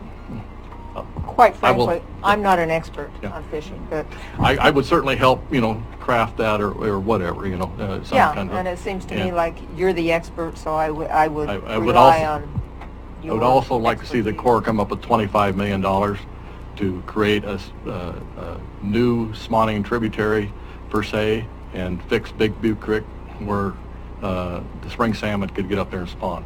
Well- Because by just putting gravel in the river, you're still going to have the water temperature issue. But Big Butte Creek has the water temperatures that were the same as the historic river was before they dammed the other side, And At least they have access to the printing press, so. Question, would forming a task force, forming a group of people now be premature, or? no, I I think it goes together. I personally would like to see a no confidence, document, from the commissions, each one, and then from that form task force group to put together, maybe with one commissioner from each county, and then a 2 or 3, public members, from that. I have no faith in ODFW. I was a member of the Spring Salmon Task Force for the Rogue River Spring Chinook. We spent 3 years crafting a solution, and the public members voted, the majority voted to take an option. ODFW said, no, we don't like that option because it opens up new habitat in Big Butte Creek. They voted against it. That was 10 years ago. And we've had very little improvement in that time frame. Since then, we're now 11 years, going on 12 years into it, and I have little faith that them moving ahead in any direction other than baby incremental steps that, you're declining more than going up. But the numbers certainly don't lie. And they're not my numbers. Seems we I'm have- just reporting on them. Seems we have Commissioner DeYoung here. We could volunteer. Maybe he can volunteer also to set up a meeting for you there, and we can start to move forward with some things that way. I've got that written down. I'd like to have, set up a time where maybe you can come over and give our commissioners I'll make the same time. presentation. That's fantastic. We've got a lot of work there. Sure. I think solidarity of all the counties that are in. Power in numbers. There's power in numbers. Ms. Melzer, Is your mic? can we get this on for maybe the next meeting as well? That we can, Yes, Direct staff to work towards a vote of no confidence? Yes. Thank you. Yes, we can put that on there, and I could also coordinate with Josephine County to make sure that they have a presentation scheduled. I think I have given some of this to the commissioners. I'm not sure who got them, but these are the in-depth information that supports the presentation, I have. And so, I would like to look for you to move forward, though, forming a task group, and we'll get some commissioners Okay. on board with that. But if you could start to put that in your mind on how you'd like to do that, I'd love to see you head that up with your experience and expertise. I don't think I'd want anyone that I know of right away ahead of that. Yes, sir. Can I ask a question? Why wouldn't Microphone. Fish and Wildlife want to fix it? What's the why? I mean, you get Fish and Wildlife.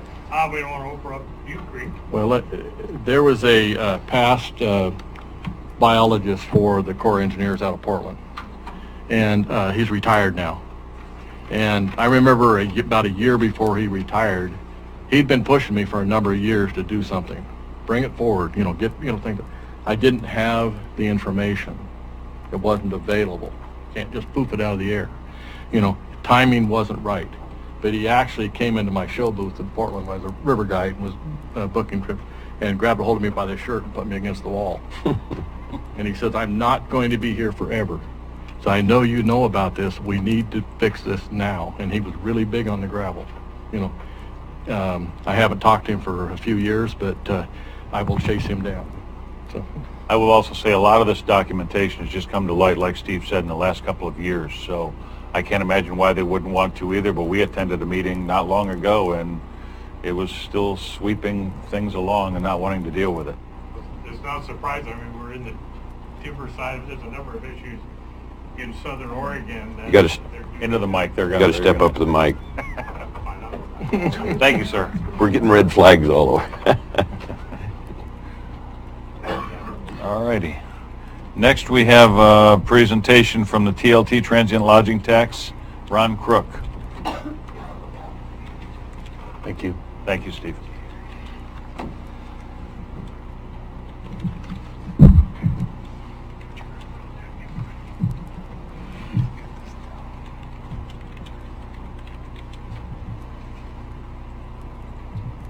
Close this window down. So, Mr. Hopkins, you wanted to be at number 7, correct? Correct. Okay, thank you. Just so you know, we're probably not going to get it to that till after lunch, so if you have something else you need to do.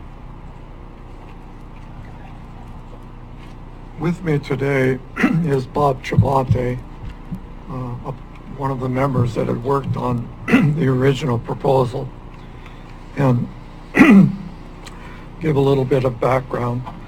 First of all, a Citizens Revenue Task Force was appointed by the county commissioners to consider possible funding opportunities to help the county with its financial problems. The committee reviewed a PowerPoint presentation on a proposed transit lodging tax, and it was approved and forwarded on to the county commissioners for their consideration. Later today, we have the second reading on that proposed measure. But before the reading, we have a short PowerPoint presentation for you today. This is to provide you with information regarding some questions previously asked, and we thought it'd be best to have this presentation before your second reading. We also ask that questions be deferred until the end of the presentation. We would refer questions regarding statutes be directed to County Council.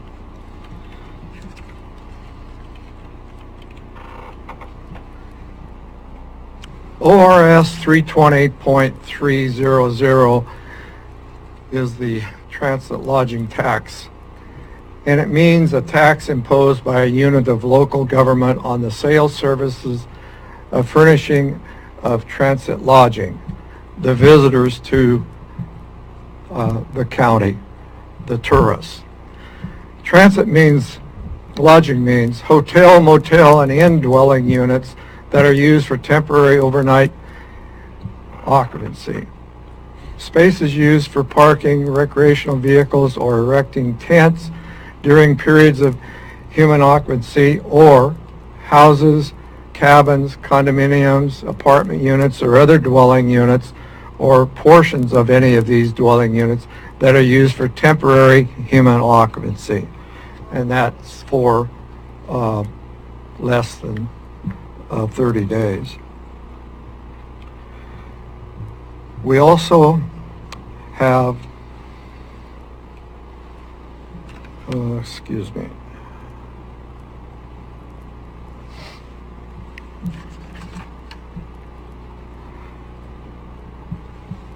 at least 70% on the statute, 70% of the net revenue from a new or increased local transit lodging tax shall be used for the purposes described in subsection A and C. A, fund tourism promotion or tourism-related facilities. C, finance or refinance the debt of tourism-related facilities and pay reasonable administrative costs incurred in financing or refinancing that debt, provided that. And that the net revenue may be used for administrative costs only if the unit of local government provides a collection reimbursement charge, and B, upon retirement of the debt, the unit of local government reduces the tax by the amount by which the tax was increased to finance or refinance the debt. C is no more than 30% of the net revenue from a new or increased local transit lodging tax may be used for the purpose described in subsection B of the section. And subsection B is to fund city or county services. So that is open for use by the county, but the 70% has to be used on tourism. Additional points. Transit lodging tax is a percentage of lodging charges incurred by the customer, the visitor coming to the county. Tax rates are set by individual jurisdictions. Tax rate ranges in Oregon are 2% to 13.5%. Most are 6 to 9%. More than 100 jurisdictions of cities and counties in Oregon have imposed transit lodging tax. there are approximately 100 lodging facilities in the unincorporated area of Curry County that would be subject to a TLT if approved. And according to 2017 statistics, roughly 20 of these units are in northern Curry County, 54 in the central Curry County, 30 in the southern portion of the county. I have Bob to present a lot of information now concerning the rest of the presentation. Okay.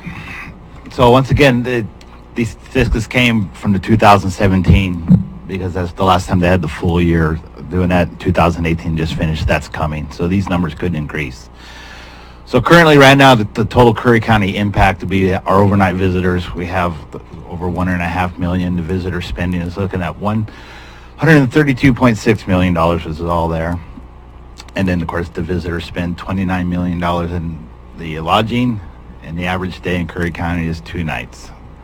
So you see here, looks what the impact here is on the county income, and then down here in the last line, you can see for every $100 spent, that generates, about 3.44 in local tax revenue. So we're trying to do that. So the whole purpose of doing the TLT and bringing it about when it was doing that is to increase tourism-related businesses, and to help to improve the economy and create new support business, which relates to jobs. Here, that's what we're looking at here. So here comes where the nuts and bolts of everything here for you to look at and see. We'll try to walk you through this column by column on this. So the first column here, it represents the lodging sales in the unincorporated area of Curry County. This does not include the cities. So this is strictly just county property. That is currently being reported from 2006 to 2017. The second set of numbers is the gross TLT revenue that would have been brought into the county had the 7% TLT had been in place since 2006. So you can see there that by those numbers is that we had $8.75 million that left the county. So that would have been a big impact in here for the county to do that. The 5% collection is what the lodging facilities collects to do that. That's held back for them, and they get that's payment for the handling and the reporting of this. And this would be an income for them. This is not them paying it. This is the visitors paying the doing, which we all do when we all go to hotels. Then we have here what the net revenue for the TLT would be. Down here at the bottom for just 2017, that would have been $860,000. The 12-year period, we're looking at $8.2 million that would have been used for the TLT purposes according to statute. And currently, right now, every lodging facility is already collecting state TLT. So they already have a process in place to collect and report. So this would be just another item. So it's not really a difficult impact for them to handle. Then here we have the third set of numbers. We have this group right here where it says the division of funds. And it shows that 70% tourism, 30% to general fund. And our proposal is suggesting that 25% of that go to fund road patrol deputies. So that would help the law enforcement. Once again, in that 12-year period, that would have been $2 million over that time to do this. 5% to go to the county administration, and you can see fit how to work that out. But that 12-year total would have brought in $413,000 to the county coffers to do that.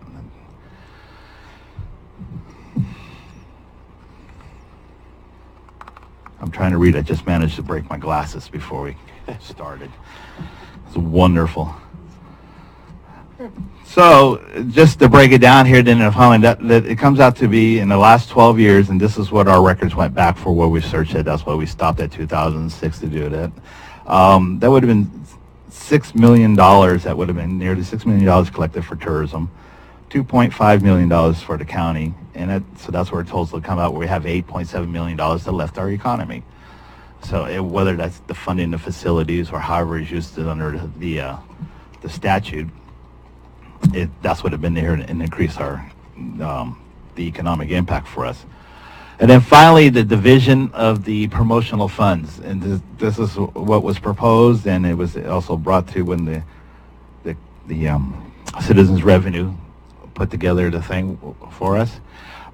We got down here as we proposed that the event center would get 50% of the 70% that's available, and the other 50% we go to countywide usage to do that for the same things under the ordinance was gone. And then currently, right now, the event center funds would be used for under the rules listed by the ORS statute. This is with redevelopment of property as being a priority. These funds could help the event center obtain matching grants, and in turn, the event center would generate more income via the increased tourism, related event opportunities, which would help the economy of the entire county. This is not just where it's at. This isn't a county-wide benefit for this. So this thing here is pretty self-explanatory, and once again, that's why we refer these things to that, but this shows you what the tourism committee would be put together, which falls in line with what you were already given as for the ordinances going on here. And then the review to keep everything going on that. So once again, all that stuff is part of the ordinance that we have in place. And this the main thing is to keep in mind is that the commissioners will have the final authority of use of the funds throughout the appointed committees, which is required to develop an annual needs assessment, strategies for use of our funds, and must be approved by the commissioners. So you guys still have a very good oversight on that. So then, pretty much that's what we have right there on this to do that. It was the information that was provided to them. So we just want to thank you for your time, the work of the Citizens Review Task Force. They did help put this together. We ask for the approval and support of these TLT ordinances so we can move forward and get this done. That's it. One quick question. Would you be willing to come together with knowing that, with these approximate numbers, with some sort of a strategic plan for the fairgrounds for this next year, 2 years? The fairgrounds already has a strategic plan that was put together last year. Was that adding these funds, though, for what I'm saying for like next year? No, that was just for a strategic plan to put together to get it done. We need to look for that. Right now, the fairgrounds is in the process of putting together the master plan to implement the strategic plan that's getting done. The strategic plan is available online through the Event Center website under future planning, so it's available for everybody can look to see what direction we're looking to go, and it is based on redevelopment, increase in tourism income for the county. Commissioner Gold? I think I got a copy of the strategic plan. Mm-hmm. It was in my box, so I don't know whether you guys got it, but Okay. anyway, I had one other question. I noticed you had broken out by numbers in North Curry and Central Curry and South Curry the number of places that would be contributing, and I don't know whether you looked at the amount of income coming into those various entities. Because I think you'd find that, for instance, Best Western Beachfront, I'm sure that they contribute a huge amount from South County. Yeah, it was looked at. The information is based on facilities. We do have some idea what the numbers were on that. It's information for you guys to look at, and it's really looking at go county-wide, and we worry about that. The implementation part is what comes in when you have the committees and how we're going to fund this and how to get it done. This is just information to show you what kind of funds was available to the county based on all those things. And those were just the ones that were listed as reporting as of that time through the state website. So that's what that's for. There's certainly more when 2018 reports are finalized, because they aren't yet. Our totals are not in for 2018, but it's certainly going to be more rental units available. That count's going to go up, because now it also Airbnb, VRBO, which is vacation rental by owner, and other vacation rental agencies will have to report, and some of these have not reported in the past. So this is going to increase the amount of money coming in, but right now we have the amount of money the whole county sends reports to Salem, because 1.8% tax everyone's paying now. But we don't have a breakdown really by area yet, except what we do have is the amount of units. We know that the south and central end are going to be the major producers of revenue. But we were pleased to see that the north end had 20 units, 20 different units that would be bringing in revenue. So that's higher than what we thought. So it looks good. Commissioner Gold? I just have one other comment. When I talked to you in my office, one of my concerns about this was that the fair would be funded in perpetuity versus some of the other entities that are in sorely in need of improvements, one being the Port of Brookings Harbor, which is a big attraction for South Curry and also the county. So I think I was at rest after talking to you that this would not happen, that these other entities could get funding. Well, that's the good thing about this program, though. 50% is going to go north, central, and south. And also, though, you have that money has to be spent under those categories that the ORS statute states. It's just not operation expenses. Oh, totally understood. It is the development of new facilities and reconstruction of existing facilities to make them in the condition that they really need to be, top condition. Yeah, and that's, again, this discussion was, when we brought this done, this has been in the works for a long time, as private citizens group getting done, engaging with past opponents, what they saw fit would help to get this through, to get it over the finish line, to get it done. And the importance of the event center for the entire economy of the entire county, not just where it's located at, and it brings those people through. And the thought was to leave the other 50% to be county-wide.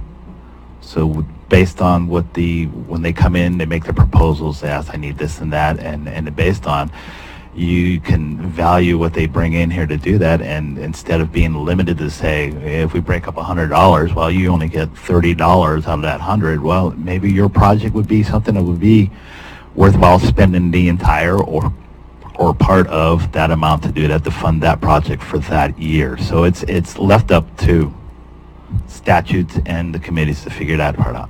With equal representation on that committee of 2 from the north, 2 central, 2 south, 1 at large, those people are going to have to look at the needs of the whole county, not just the area that they're appointed from.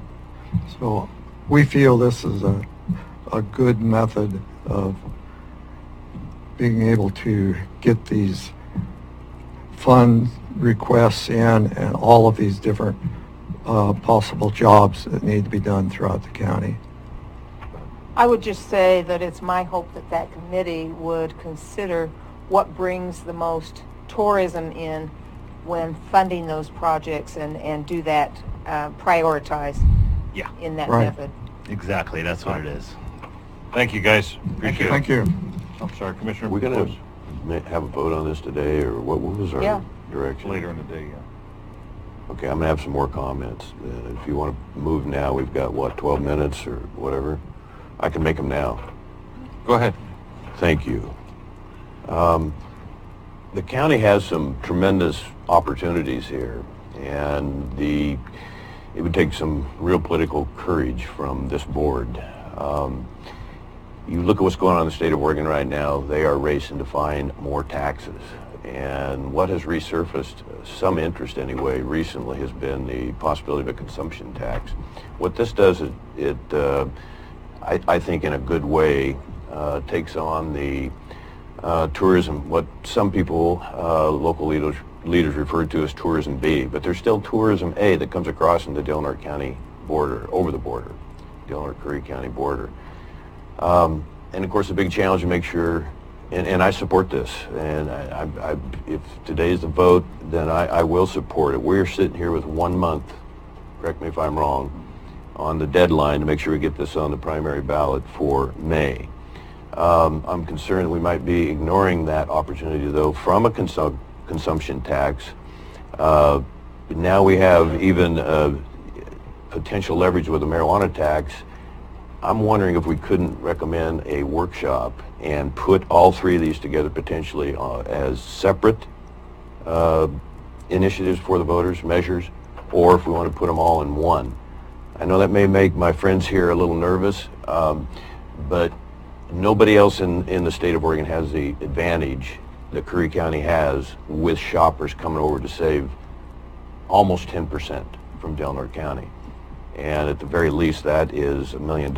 And now we have this tower issue that we need to potentially come up with a minimum of $600,000, possibly in 1 year.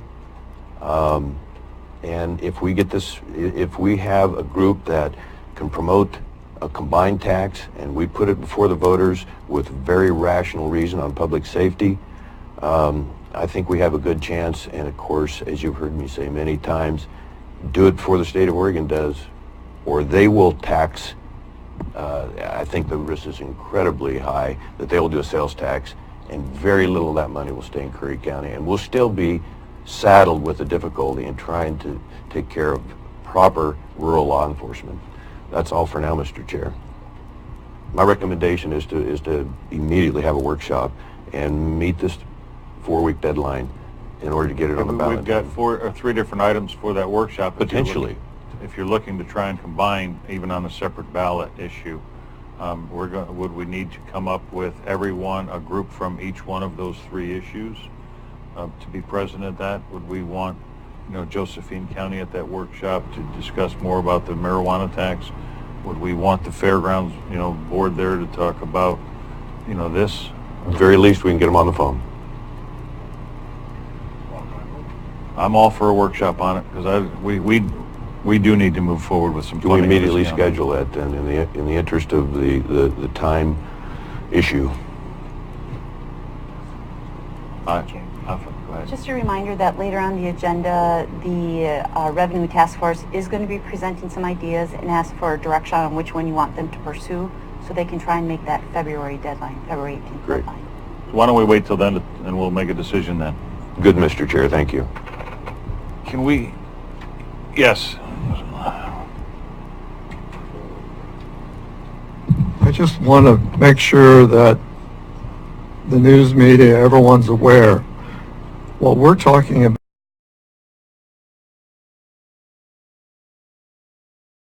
about is for the event center development. This money isn't being used for the county fair. This money is for event center year-round operation. And we need to stress event center, not fairgrounds. Okay. Thank you.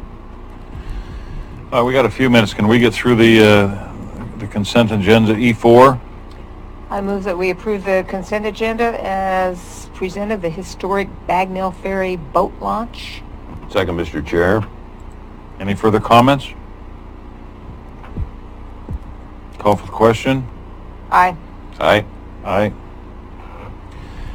And what we're going to do is, Mr. Christensen, I think we're going to ask you to, through an email, we talked to you about doing an estimate to repair the boat launch area there.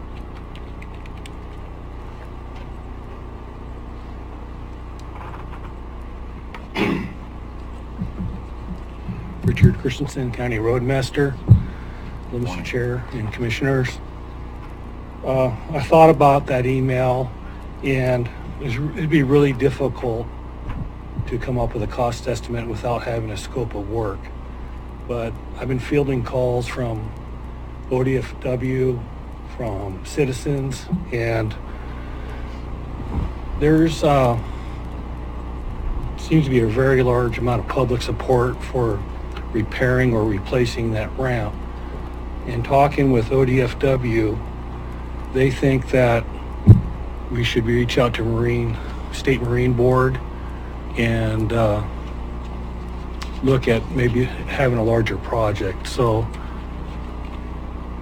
I've just started putting things together, but going out to the site, I see that a lot of people are launching their boats off the gravel bar across the river, not using the site now because it's hazard condition. And ODFW thinks that if that was repaired or upgraded, we would have a lot of end users. And ODFW let me know that if that property could be expanded to allow for parking for boats and trailers and maybe a small public restroom, that it'd be more fundable in a larger grant application.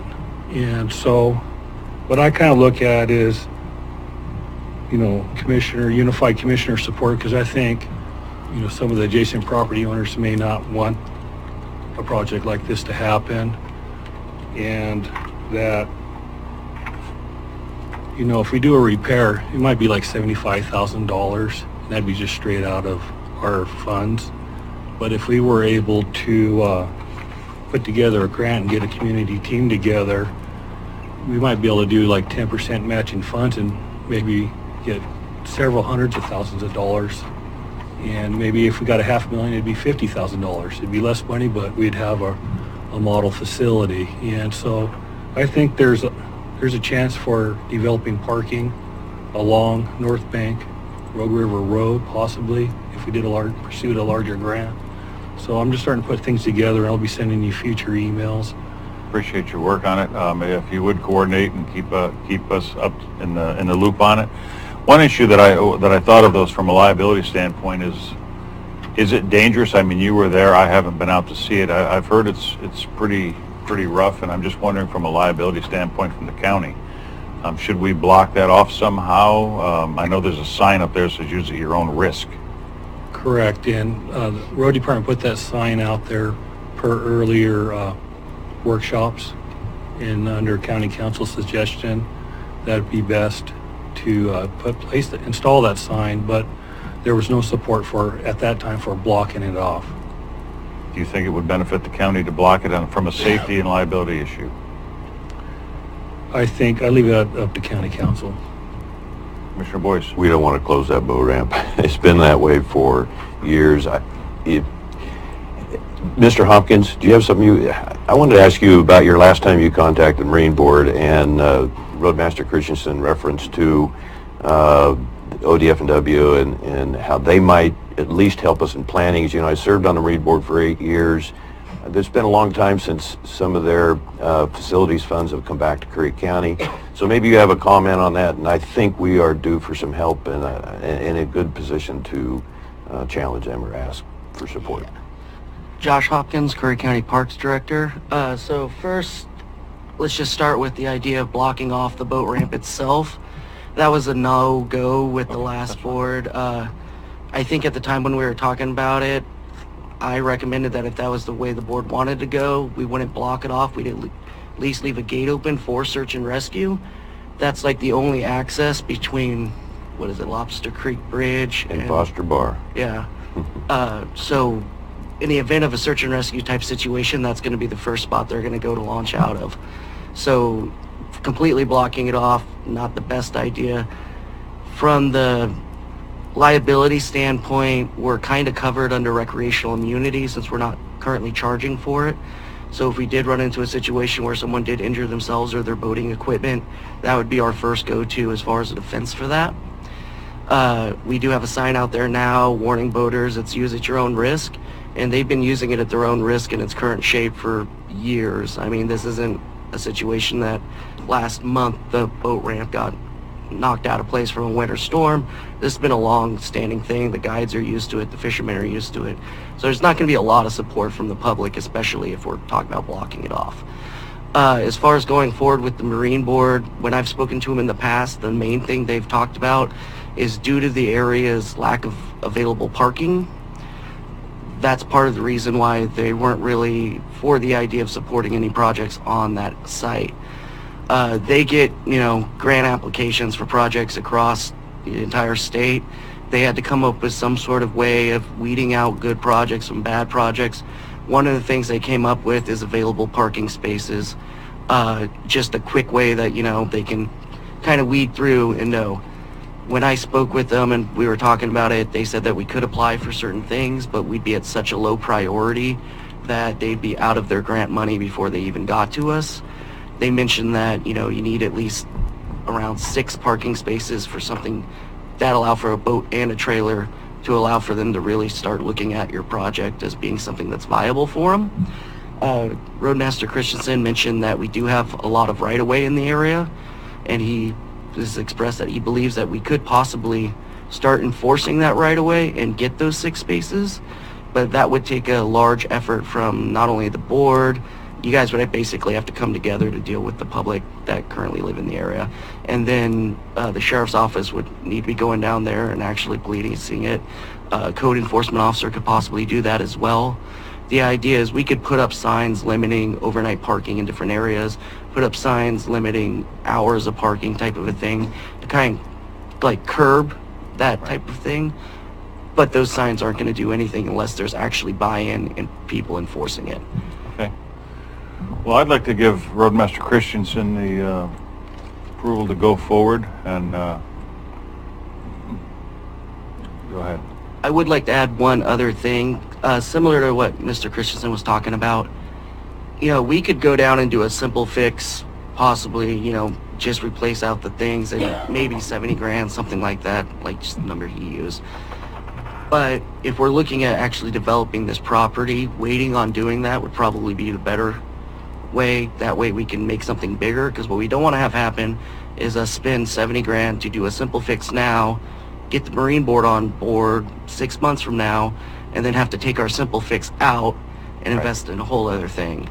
So while we definitely need to look at addressing this, I don't think it's something that needs to be such a quick process moving forward. I would like to, Mr. Christensen, I do have the map you sent me with the drawing on it. Can we at least move forward to expound on that a little bit with ODF and W and Marine Board and see if they will, you know, map out something down there with some kind of engineering behind it? Yes, I'm trying to build like a community team right now with Department of State Lands, U.S. Army Corps of Engineers, ODFW, Lower Rogue, Watershed Council, and I'm trying to get to see what the support is.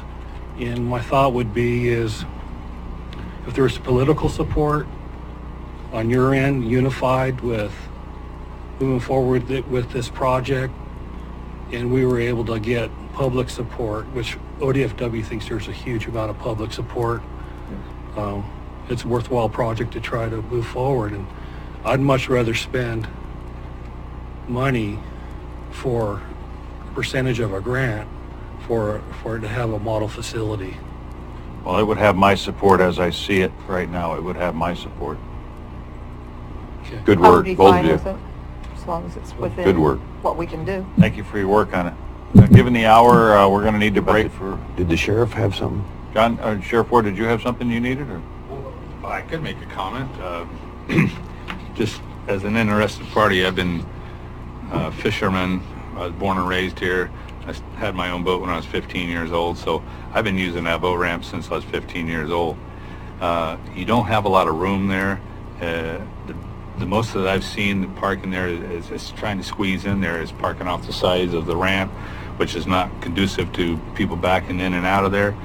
So you're looking at maybe 3 spots up there at the top of the ramp and a couple over there where the property is owned by the county, given to a private person who owns property there, and then that property owner sold it back to, because, you know, it's a long story, but that property still being used by the property owner. So you don't have any actually access there unless that property owner was told you can't park there. So his equipment. But anyway, I would be against closing that ramp down too. It's been in poor shape for a long time. It's not bad when it's high water, but when it starts water dropping is when you back your trailer in and it drops over those pilings and busts an axle or a tire. So, but we've been dealing with that most guides and most people who use that property know that's how you have to operate that thing. So, but it definitely needs to get fixed. But expanding the property around it, I don't know how you're going to do that without buying some property who owns it there. So, Okay, thank you. Given the hour, let's go ahead and break for lunch. We'll be back here at in 1 hour.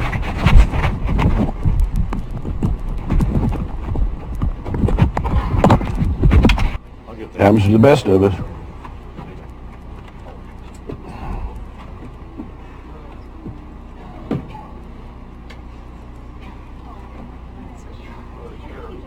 I think we might need 2 more minutes. Like clockwork. Good job. Good job. I did, I activated it.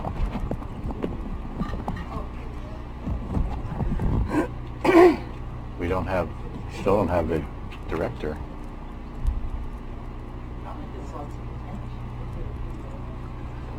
Louise, have you seen Julie? Schmelzer?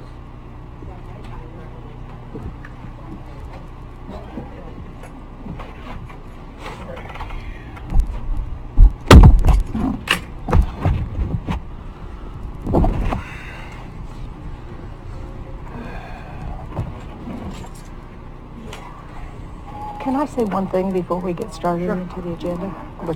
In the meeting now. Okay, yeah. All right, we're back on record here. It's 1:05 on Wednesday, the 23rd. Commissioner Gold?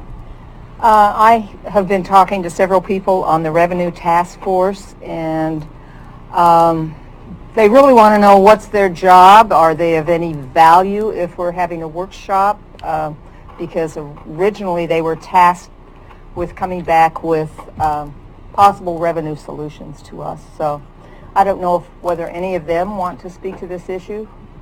They're on H on the agenda. Yeah, they're on the agenda. Are they? Okay. I won't repeat myself, but maybe they want to talk at that time. You had a busy lunch. There we go. All right, we're on F, regular agenda, number 5. Council Huddle. Thank you, Mr. Chair. And essentially, this is a second reading of an emergency ordinance. And by emergency ordinance, it means it's effective upon passage, repealing 1701, thereby eliminating the position of county administrator effective upon adoption. This is continued from the January 9th meeting. The law requires 2 readings, 2 weeks apart. So really, I'll just read it by title only. It's in the matter of an ordinance repealing Article 1, Division 17 of the Curry County Code, eliminating office and position of Curry County Administrator. So unless there's any questions, I don't have anything else to add.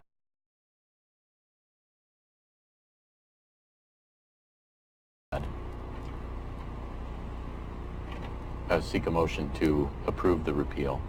Do I have a motion? So moved, Mr. Chair. I have a second. Hearing no second, I'll second. Any further discussion or comment? I think I made myself pretty clear on this, why I'm against it, so I won't comment further on it. Any other further comments? A question? Aye. No? Aye.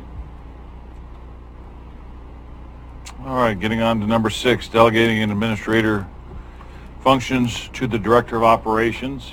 Council Huddle.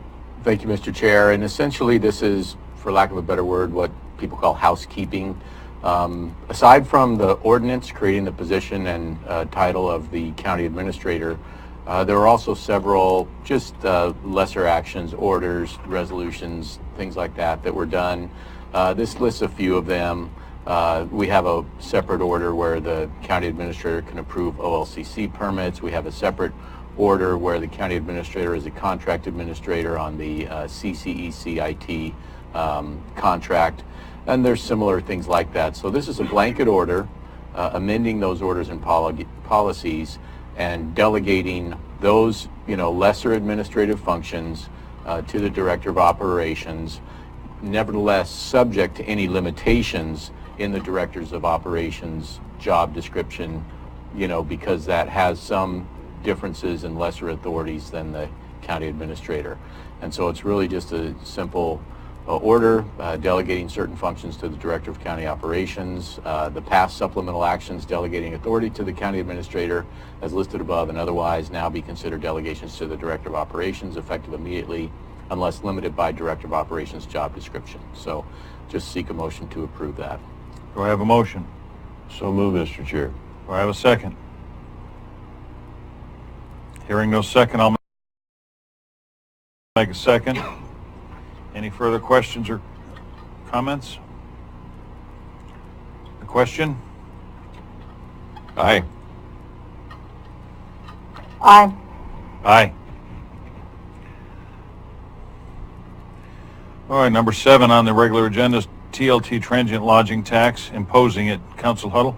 I have a question for the board. This is second reading, and there was just a little bit of discussion earlier, and I know we're going to have the Citizen Revenue Task Force. If you recall, the history of this is that it was actually recommended to this board by the Citizen Revenue Task Force, and I know they'll be presenting, and we heard an earlier can then, get clear understanding of what the goals of the Citizen Revenue Task Force are. We've had the presentation by Ron Crook. You've seen this before. It's been a recommendation of the Citizen Revenue Task Force. And I thought Commissioner Boyce wanted to, consider this matter further. So at least for today, after that, and then you can then decide if you want to continue it, table it, vote on it, etc. Are we looking at 7 and 8? Yes, yes, sir. Yes, and we'll just move them down. After H. After H. Okay, yeah. We'll move them past H. So we're going to do F, 7, and 8 past H. Commissioner Boyce? Yeah, just quick question for you, Mr. Chair. I'm hoping the board might be amenable to a discussion which might be a preliminary workshop, and I assume that is legal and acceptable, but I know that might not be the case. Well, I don't know as that will have any bearing on actually, getting this to the ballot. I think you're looking at you want to look at how to move, another issue onto it as well. Yes. Okay. Maybe two. But will that stop us from moving this one forward today? I don't think so. Fair enough. Thank you. All right. Thank you. Number 9 is BOC minutes no longer required typed transcript. And basically, I'm one of those that believe that we have plenty of transcribing done between the videos that we do and the audio that we do. I understand that we need to do general minutes on subjects and topics and also on vote. So I would like to make a motion that we only need to do the video and audio and no longer have to do the typewritten transcripts that JJ does, the administrator does. I'm sorry, the staff judge. Staff judge. I'll second with discussion, Mr. Chair. Commissioner Gold? I just have one point of discussion, and that is our audit is always flagged if we don't have the minutes. That's according to Louise.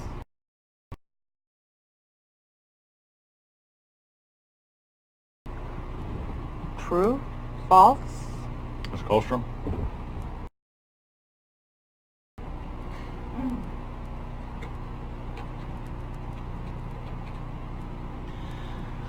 Louise Colstrom, County Accountant. We've had this discussion before. We've had this discussion with their auditors, with the previous board.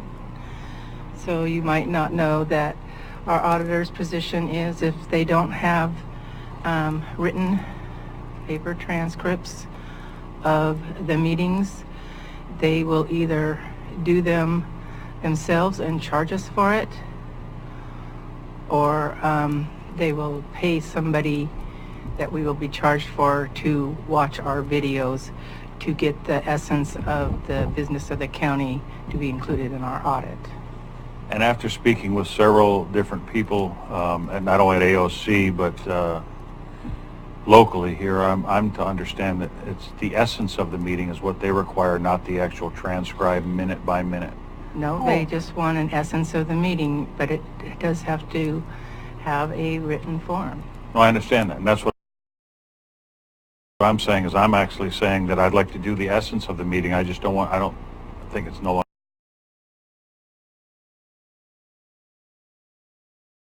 necessary to do the entire transcript of it. No, and that... That's not what I understood from your motion. That's not what I understood from your motion either, so... Mr. Chair, if I may, yes, as Ms. Calderstrom said, we've had this discussion many times. I'm very thankful that you brought this up because I've been yelling in a deep, dark tunnel on this, and with all due respect, and this will save the county tremendous money. In other discussions, we have had a reference, could be one page, that just simply goes to the portions that the auditors may need. Exactly. And I think if you want to amend your motion, I think that's been the discussion that we have had in the past. And again, on the emphasis of certainly complying with the laws, certainly doing what's in the best interest of our citizens. Number 3, saving money. I think that, and staff time, we're on the right track. And we've already, again, wasted 2 years. And she's got her hand up. I'm sorry. Mr. Gold? Okay, we had agreed earlier just to do the very basic on the minutes. It got expanded. I'm not for expanding it. I'm for keeping it short, sweet, and to the point. We want to know the motions, whether they passed, and Discussion points. main discussion points, and that would be it. Commissioner Boyce? Forgive me, Commissioner Gold, but you've never communicated that to my recollection in the past. It's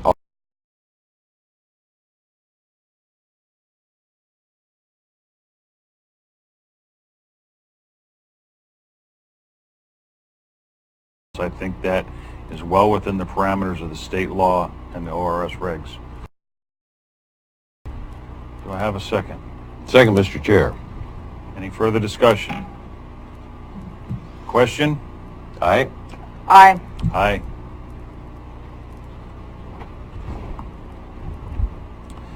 Number 10 is annual strategic plan discussion, and basically I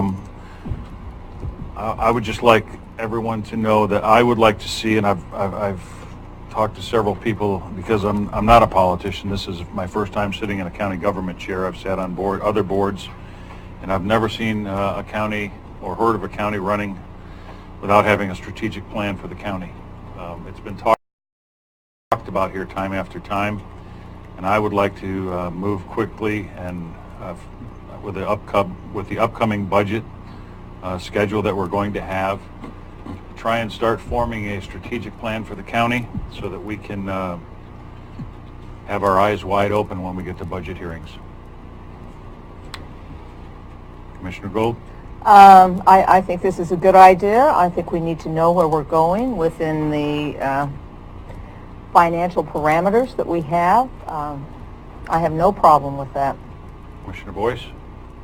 Well, if it includes spending discipline that's not been characteristic of the board, in particular the last 2 years, I'll work night and day to help you on it. And I have also offered to the board the potential of other people that are very experienced in this matter, or this approach to wise government, prudent government, and I think they'll be available and very affordable. And I would also like to offer our budget committee members that any direction that they can offer us would be helpful. So I would like to direct Director of Operations Schmelzer to move forward with the planning of getting this organized and done. I'll make that motion. You want a motion? Do we need, or council? Doesn't hurt to have a motion. It sounds like it's direct staff to work on a strategic plan, that primarily the Director of Operations lead that. So, Couldn't have said it better myself. So moved, Mr. Chair. do I have a second? I'll second that. Any further discussion? Question? Aye. Aye. Aye. Number 11, request for salary restoration. Council Huddle. Thank you, Mr. Chair. And this item, there's been some discussion about the January 30th Budget Committee meeting, Wednesday at 9 o'clock, I think, here. And one of the items for that meeting would be a request for the restoration of the commissioner's salary back to the historic levels.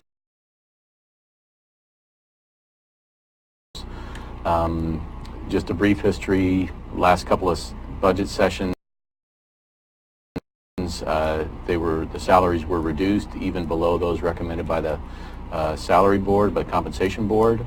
And so because the composition of the board is different now, and early in this term, the board, Commissioner Boyce read a description for the commission, and then also we eliminated the position of the county administrator, and the board was restored to its liaison positions, both internally and externally. So this is just a request from the board, and the budget committee needs a written, per statute, the budget committee has to approve any change in salary once they've been fixed, and also they need a written request. So this is just a draft, written request for the budget from the board.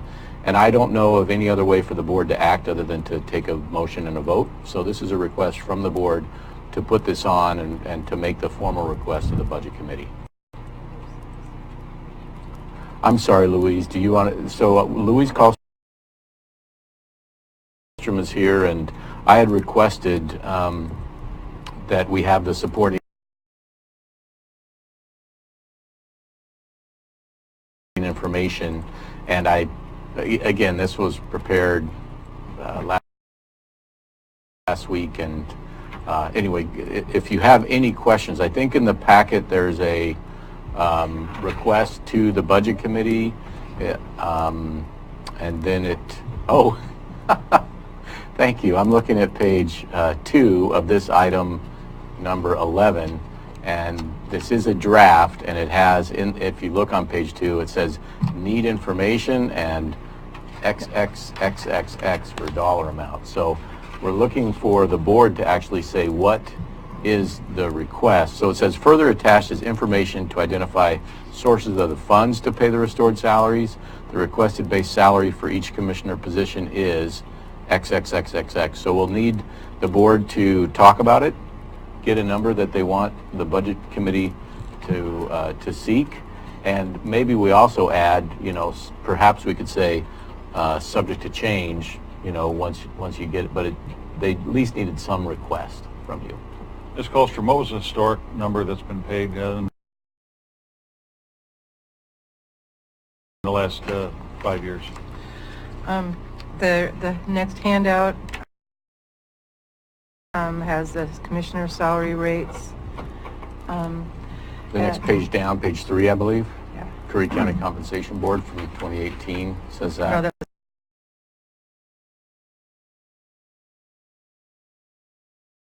the next page after that. Do you have it? I don't have another page. Do you have? I don't have the handout. It's on your computer. It should be in packet number 11. Nothing's coming up on my computer compared to the beginning from about 10 minutes ago. So on the whole agenda, I'm not sure what has taken place here. Excuse me, it comes up, but I can't get them to download on any of the separate items. So can I look over your shoulder, Mr. Chair? Maybe that'd simplify our time here. I'm not sure this is the one, though, either. It says commissioner salary rates at 1/18/2019. Yes, mine's on its side, so. Okay. And that is, that's the sideways one. The one page up from that, as you can see, is the Curry County Compensation Board. If you scroll up one Okay, page, I have that. and that says they met on May 7, 2018. Oh, Microphone. Mic off. I apologize. And there you see they have a recommended commissioner salary at that time of $68,600. And then I think what Louise is going to present is, aside from that recommendation, what the actuals have been, and that's the next page. I just wanted to kind of preface Louise's comments with that background.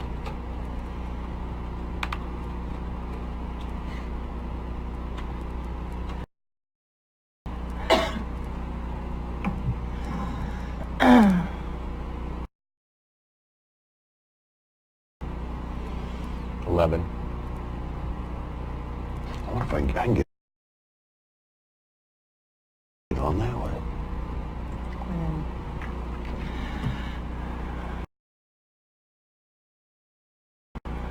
And then I think you just roll your scroller down on I'm the... trying to roll my scroller down.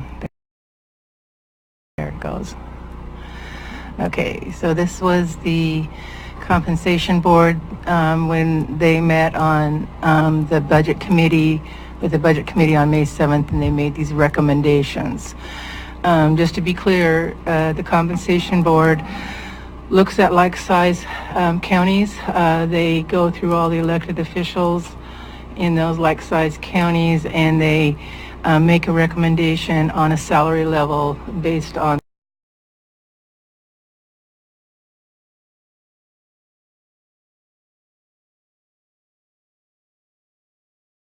but this is the background on where this information comes from. Okay.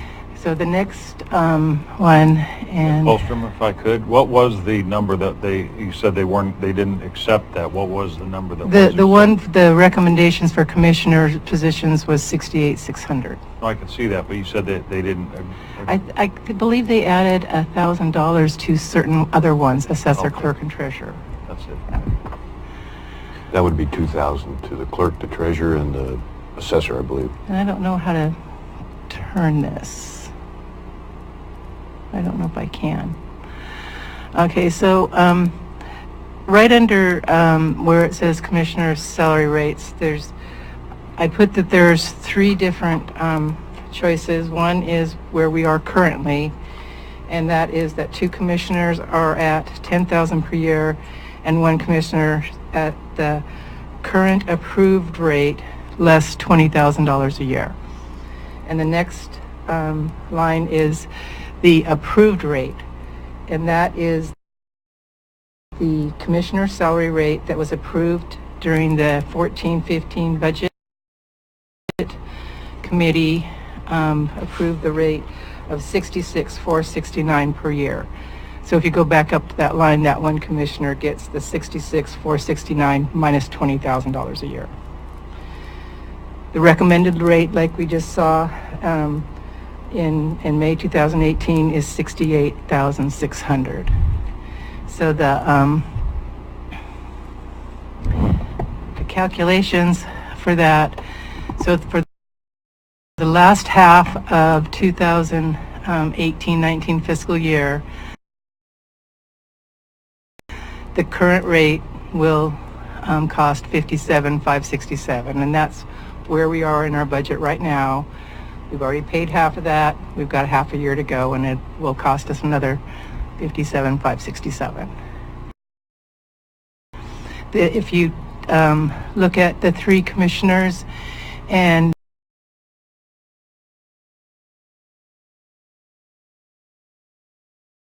do a half-year pay on the currently approved rate, which is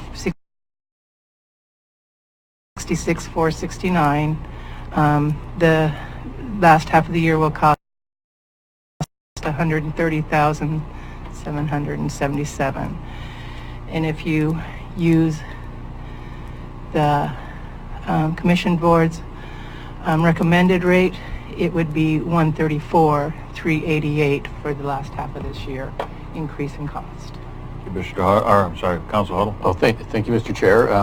So essentially, that's what, just to clarify or repeat, perhaps would say it differently, we're only talking about from January 7th to June 30th here of this. So we're only talking about a 6-month period of commissioner salary restoration. At least that's the proposal, because the change is based on the new composition of the board and then the renewed duties and whatnot after we rearrange the organization. So, and then going forward from that time, we go through the same process on an annual basis. The compensation board comes, they'll look at it again, and the budget committee will look at it. But what the state law says is once we've fixed it, which we did back last June, or July when we did the budget, June, we can't change the salaries again. They can't be increased without the budget committee approving. So this is only for the 6-month period, and then it'll basically cost somewhere between $73,000 and $76,000 additional dollars this next 6 months is what, that's the ask or the cover, what we'd need to cover this request. I'm fine with that right there. So what we need to do to fill out the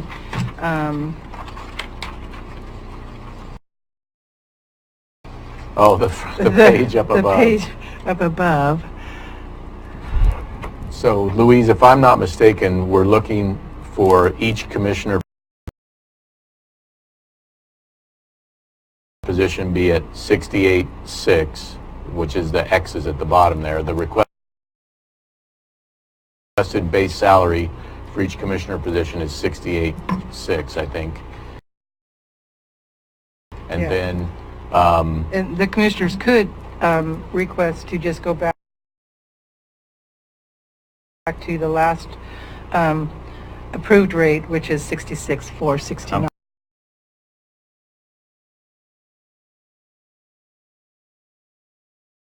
Fine with that. So, Likewise. okay, so 66.4. yeah, the 66,469, if that's what their request is going to be, is to go to the last approved rate. That's from the 20. Either Did one. you say 14 or something like that? The last time it looked like I could find that it was changed was the 14-15 budget, Okay. which would have been the recommendation in May of 2014. Okay, so those X's should be 66.4, 469. Okay, so we'll fill that in, and then Louise, you have the information to identify sources of funds, because I think my understanding after talking to the chair of the budget committee is where is this $73,000 going to come from?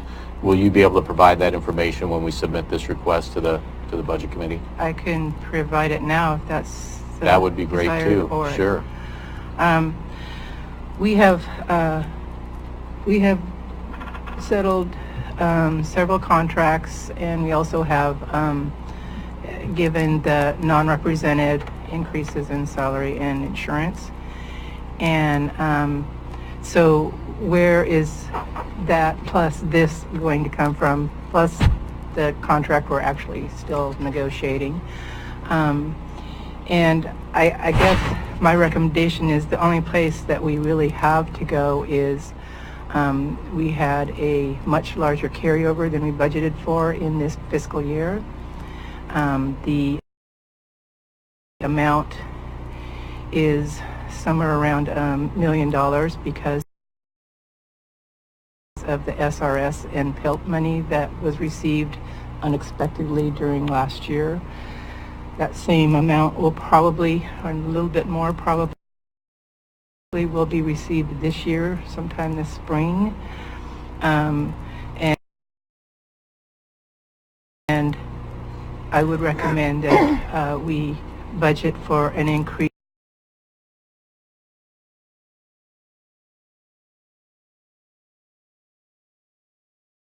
Because I want to be reimbursed.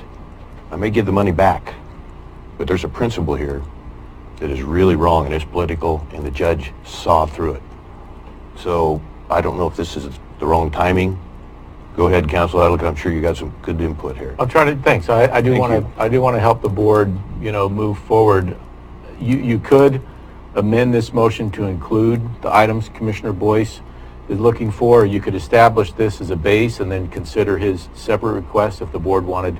Now, also, by the way, if I could, Commissioner Boyce, let me talk about what we're talking about here. And we're talking about here a request for a salary increase. Understand. So the travel reimbursement request, we don't need to go to the budget committee for that, I don't think. We're only dealing with the statute that requires any salary request to go to the budget committee. So the other items you may be able to handle in a different procedural way.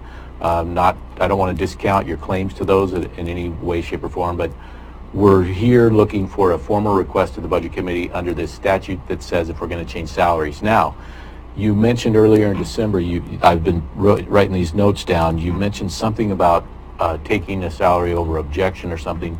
This item that we're doing now is only going from January to June of this year, 2019. if I'm understanding you correctly, are you also thinking you took lesser salary for the period from last June to January? It would be July as well? 1st. Right, and so are Through you... all the consecutive months. Right, so are you looking for a retroactive salary? Absolutely, going and back you to mentioned them? just a minute ago, my position is it's not a salary increase, it's what we had agreed on with the voters, with the compensation board, give or take, and so it's a real principle here.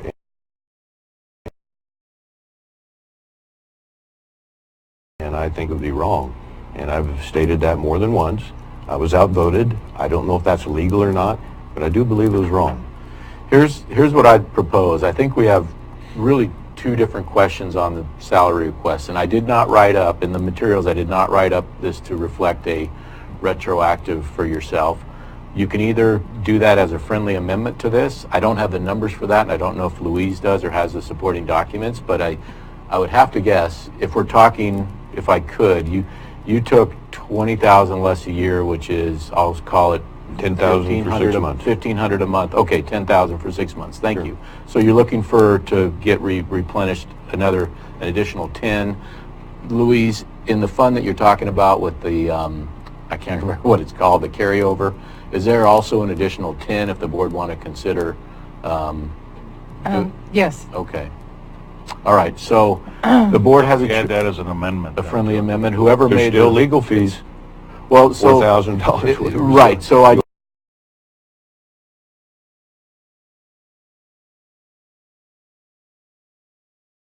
This is where I wanted the 30th. Well, this is where I want to just kind of separate the topics. You have several topics of Yes. funding requests you would like, right? The one topic that we need to go by statute to the budget committee is only the salary. Fair enough. So the item here would be the salary. Retroactive. For you, I don't think it would be fair if Commissioner Pass, if you couldn't go retroactive. Commissioner Gold, it would be up to you if you wanted to also go retroactive. You know, I made a but- campaign promise that I would work for $10,000 if there were an administrator. Right. And I'm going to stick to that promise. Because we had one in those last 6 months. Okay, That's so right.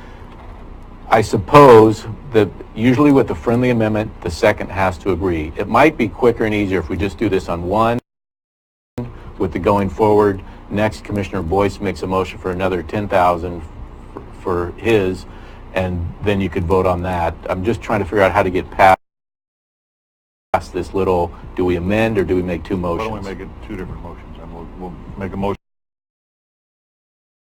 for this one, then we'll make a motion for the arrears pay. Good. Okay, so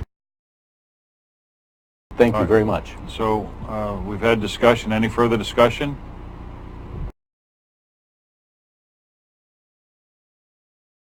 Question? This is for the first motion? Yes, this is Yeah, we're all what you see here. Just for Okay. this, because we didn't Yep. change the motion, so this would just be for this here. Aye. This, Go ahead. That would be a quorum of the budget committee if we were... no, this is not. Okay. This is not. We're not worried about the budget committee here. Bill Strauss, Chair of the Budget Committee. Sure. I want to understand, so you want the Budget Committee is going to vote on a possible raise for the remaining of this year. You also want the Budget Committee to review Mr. Boyce's request for back pay? Is that what you're also saying? That's the next item, I believe, on this one. But right now, we're just voting on from January to June of 2019, and then there will be a separate motion,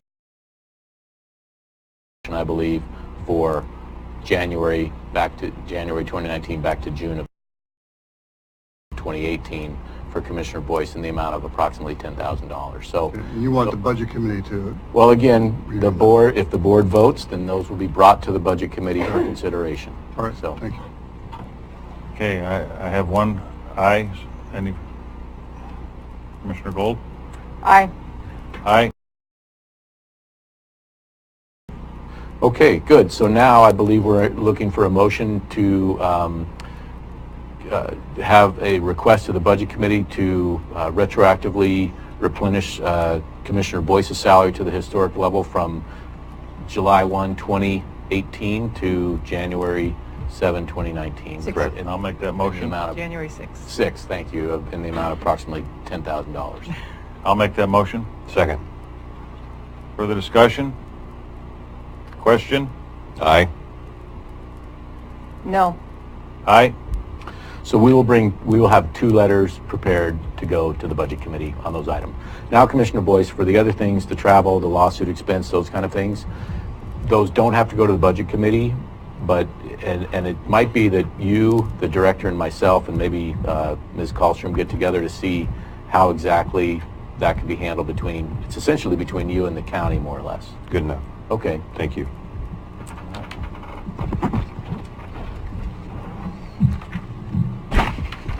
All right, we're going to G, Manager's Report.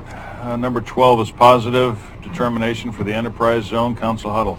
Well, thank you. I don't really have a lot to add for this. The document kind of speaks for itself, but essentially this is a report. As you know, we had a big discussion and several meetings on the enterprise zone application. This is a memorandum decision from Art Fish to Chris Cummings, where on January 10th, 2019, after reviewing our materials, they made a positive recommendation. It says it's a confirmation of positive determination. That's on page, well, it's page 3 on this one, digitally signed by Chris Cummings. So the state of Oregon has made a positive determination on an enterprise zone application. It's just information for the board. There's no activity or voting needed on this. This was just a report. So I have nothing further unless there's any questions. No questions? All right, let's go back. We're going to go to H. We're going to move F7 and 8 forward from there, so we'll go to F7 first. I thought they wanted to just backwards have the Citizens Revenue Task Force present and then do Okay. 7 and 8. You are right, Chair. I'm no Gould. longer the chair. I misspoke. That's okay. That happens.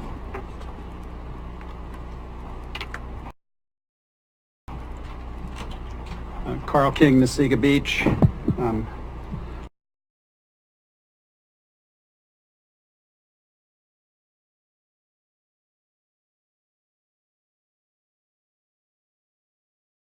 I drew the short straw. I'm the chairman of the Citizen Revenue Task Force.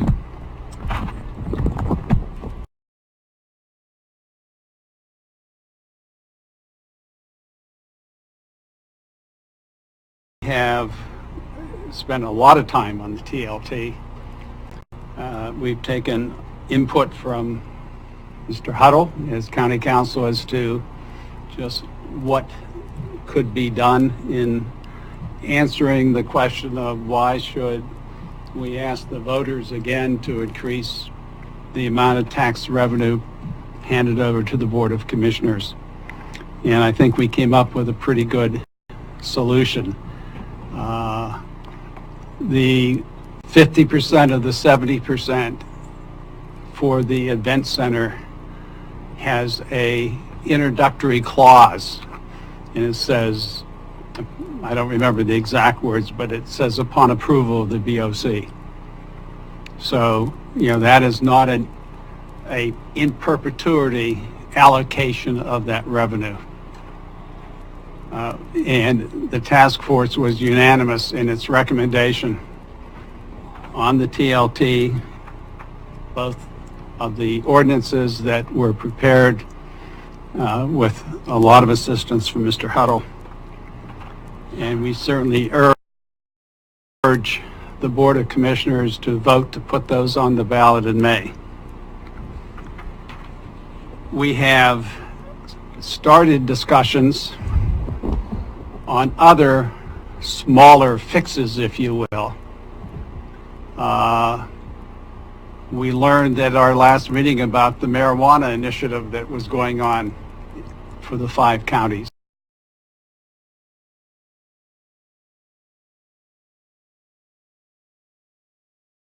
And certainly that is something I think if the whole task force was here, we would all support seeking an advisory, if you will, from the voters to lend support for that, because obviously the first step of that is legislation. Without legislation, there's no question for us to decide whether or not to require permits for marijuana growers. I understand there is a number involved with that. I don't think Julie Schmelzer shared that number with us, and it's not as big a number as the counties that have the bigger grows, but everything helps. We have also, if you read in the press, started looking at a meals tax, if you will. I call it a meals tax because that's what I'm used to calling it. Some people have prepared food taxes. I think the only thing that the task force was looking at was a restaurant tax. And it was just the beginning discussion. We asked support from the director of operations and this again was at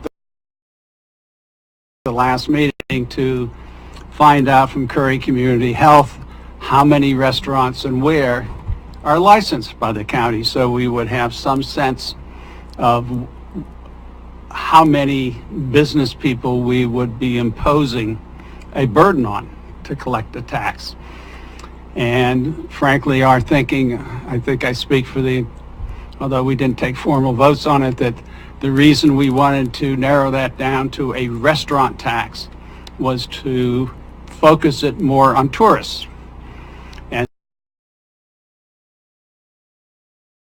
not to affect those families in the county who, because of work requirements or what have you, rely on food trucks or take out at the grocery store and the like for food that they need. On the big fix, we were well on the way of getting a sense of what that number is. With the help of the prior administrator, interim administrator Huddle, and I don't think Julie had a chance to help us with this yet. We were gathering together numbers from the various departments as to what they need to function the way they ought to function as a going concern county. I know we had a communication from the assessor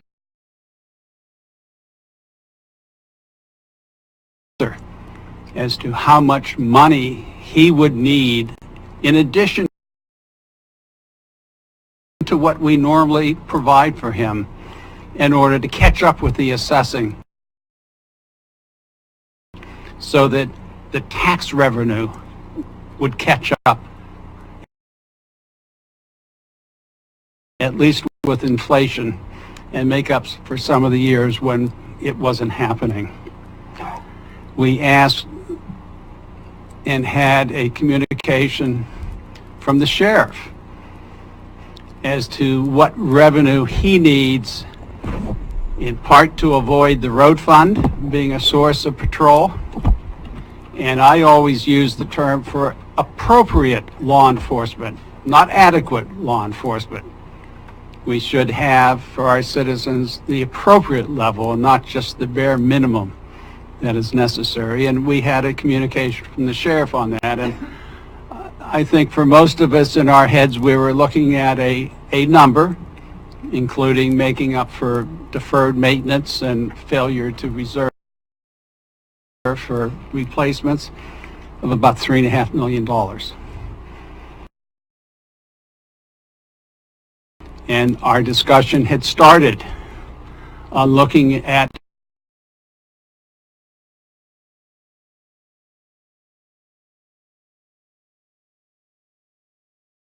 And I have been careful to tell anyone who asks me that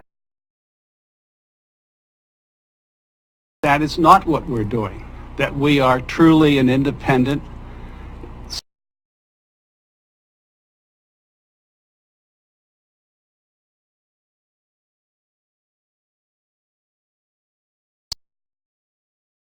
something, the marijuana tax, the TLT tax, a food or beverage tax in the county. I've suggested wildly that we look at putting a border toll of $1 an axle on the southern border. What a thing that would do for law enforcement. We'd have the most law-efficient county in the state, and it would not burden the taxpayers of this county. These are all ideas that we just put out there, and we come together as a group and collaborate on it, and hopefully we come up with some good ideas and get it done, but we've got to do something. A toll booth is a great idea. The community I left in Massachusetts in the 1600s and 1700s, every time there was a plague, put toll gates at the 3 roads leading into the town so that we could keep out disease. I personally don't believe that a toll booth on the south border would stop everyone that comes to Fred Meyer's and spends $300 a week in groceries and saves on an average of $70 to $1 a gallon, and I see them bring all their bed full of 5-gallon gas cans in the bed of their truck, and they buy 300 gallons of gas. I don't think $1 an axle would stop that, and the facility is already there, so it would be a minimal footprint in the county, but that's just something to talk about for a later day. Commissioner Boyce? Thank you. You know, sometimes, yes, people laugh at the toll idea. They'll laugh at horses in the wilderness to eat ground fuel that's destroying our forest. But if we don't think out of the box, it's just going to be status quo, and we'll be collecting our salaries, and we won't get anything done. So I'm going to take another look at your toll. In all honesty, my first thought was, that's crazy.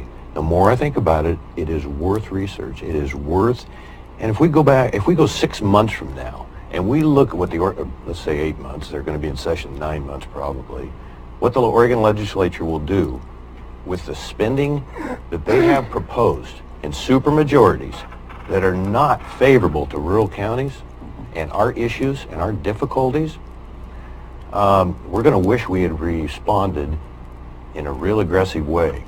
I can't thank you enough, Mr. King, for the work that the committee has done. If I can divert just a little bit to the restaurant tax, that singles out a small industry in this county. I'm not saying it's a bad idea. My initial response to that, however, is this isn't Ashland. Ashland's got 45 to 50 places to eat, and they are in demand. They have access to supplies and labor that we don't have in this our restaurants don't have in this little county, as I'm sure you know. So they're already at a competitive disadvantage. Ashland has a 5 or 6 month season. Curry County has a 4 to 4.5 month season. So I'm a little bit nervous about that. The small business person that's trying to keep people going and put out a good service, a good, clean program. I won't rule it out, but I would ask you, that's my understanding, and by the way, the person you referenced talked to one of the board, that was probably me. I surely didn't mean to imply, I'm not saying that you said this, I was not speaking for the board. You know where I am on the research and review of a possible consumption tax and how that could, do you need to talk now? No, I was ahead. just waiting. No, keep going. I've spoken Possible to consumption tax, we've got, you heard me say it earlier today, the opportunities we have here, do we want to walk away from that? Everything that we don't succeed in finding additional revenue funnels down to the property tax people. And that is something that I'm going to fight against tooth and nail. When you look at the amount of money we could take in, tourism A and tourism B, and the amount of that, the percentage of that could go back to tourism and visitor promotion, everybody wins. And don't overlook, last thing, Mr. Chair, if I may, don't overlook either the amount of work that they will have in collecting those funds, the 5% that Mr. Shabante and mentioned earlier today. Thank you, Mr. Chair. Well, certainly, Mr. Boyce, the first year of my practice over 50 years ago was the first real year the temporary sales tax went into effect in Massachusetts. Still going on that. And I represented small businesses Thank you. trying to work to comply and then being audited for every nickel and dime they spent that they didn't think they needed to pay tax on. So I Mr. Chair, certainly where I am might be just a sympathetic little to bit that. sensitive and protective of them. Go ahead, Ms. Gold. Okay, we received some information from Julie Schmelzer regarding the food and beverage total for 2017, and this would just be restaurants. And the total amount was 38 million, or 38.3 million. And so I just kind of did some quick calculations. If we were to charge a 2% tax, that would bring us in 0.76 or close to $0.8 million. If we were to charge a 3% tax, that would bring in 1.15 million. If we were to charge a 4% tax, 1.53 million, and a 5% tax would bring in 1.9 million. That's not chump change. And we could give those restaurant owners some sort of kickback, or whatever you want to call it, 5% administration fee, so that they're not overburdened in bookkeeping processes. 2 points back to my border toll. First of all, you don't make it, you make it so that the locals get a day pass. They get a day pass. They get to pass free, so it doesn't cost them anything. How many people have stayed out of San Francisco because of the $8 toll to get into San Francisco? How many people do you think turn around and say, I won't do that? How much money do you really think it would cost the county when you could have a sheriff's deputy sitting on that border watching everyone that comes across the border? How much drugs and crime do you think we could stop Now we're across talking. that border? My final thought. Thank you. So, Did you have something? again, we certainly urge you to put on the ballot in May.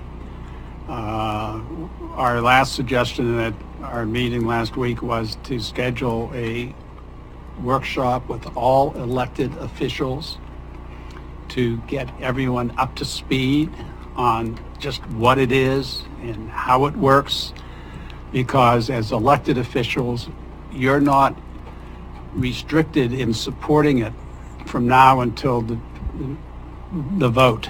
The county cannot spend resources, and so to the extent we have a window of opportunity to get as much support, gathering the data together, it'd be great to do it now. And as I said at our meeting, I think while there'll come a day when the county can't support things, I know a few people with cameras who can go out and record and put on your channel program that's in the nature of town halls to really advocate for this. And so thank you. We'll get back to work. I have a couple of public comments. No, you have suitable direction for you then. I think that is I what think you... so. Okay, thank you, Mr. King. Mr. Hopkins, do you have some comments you wanted to make, or? Are we moving on to 7 TLT, or are you still talking about? Oh, okay. Well, yes, we are getting ready to move on to 7 right now.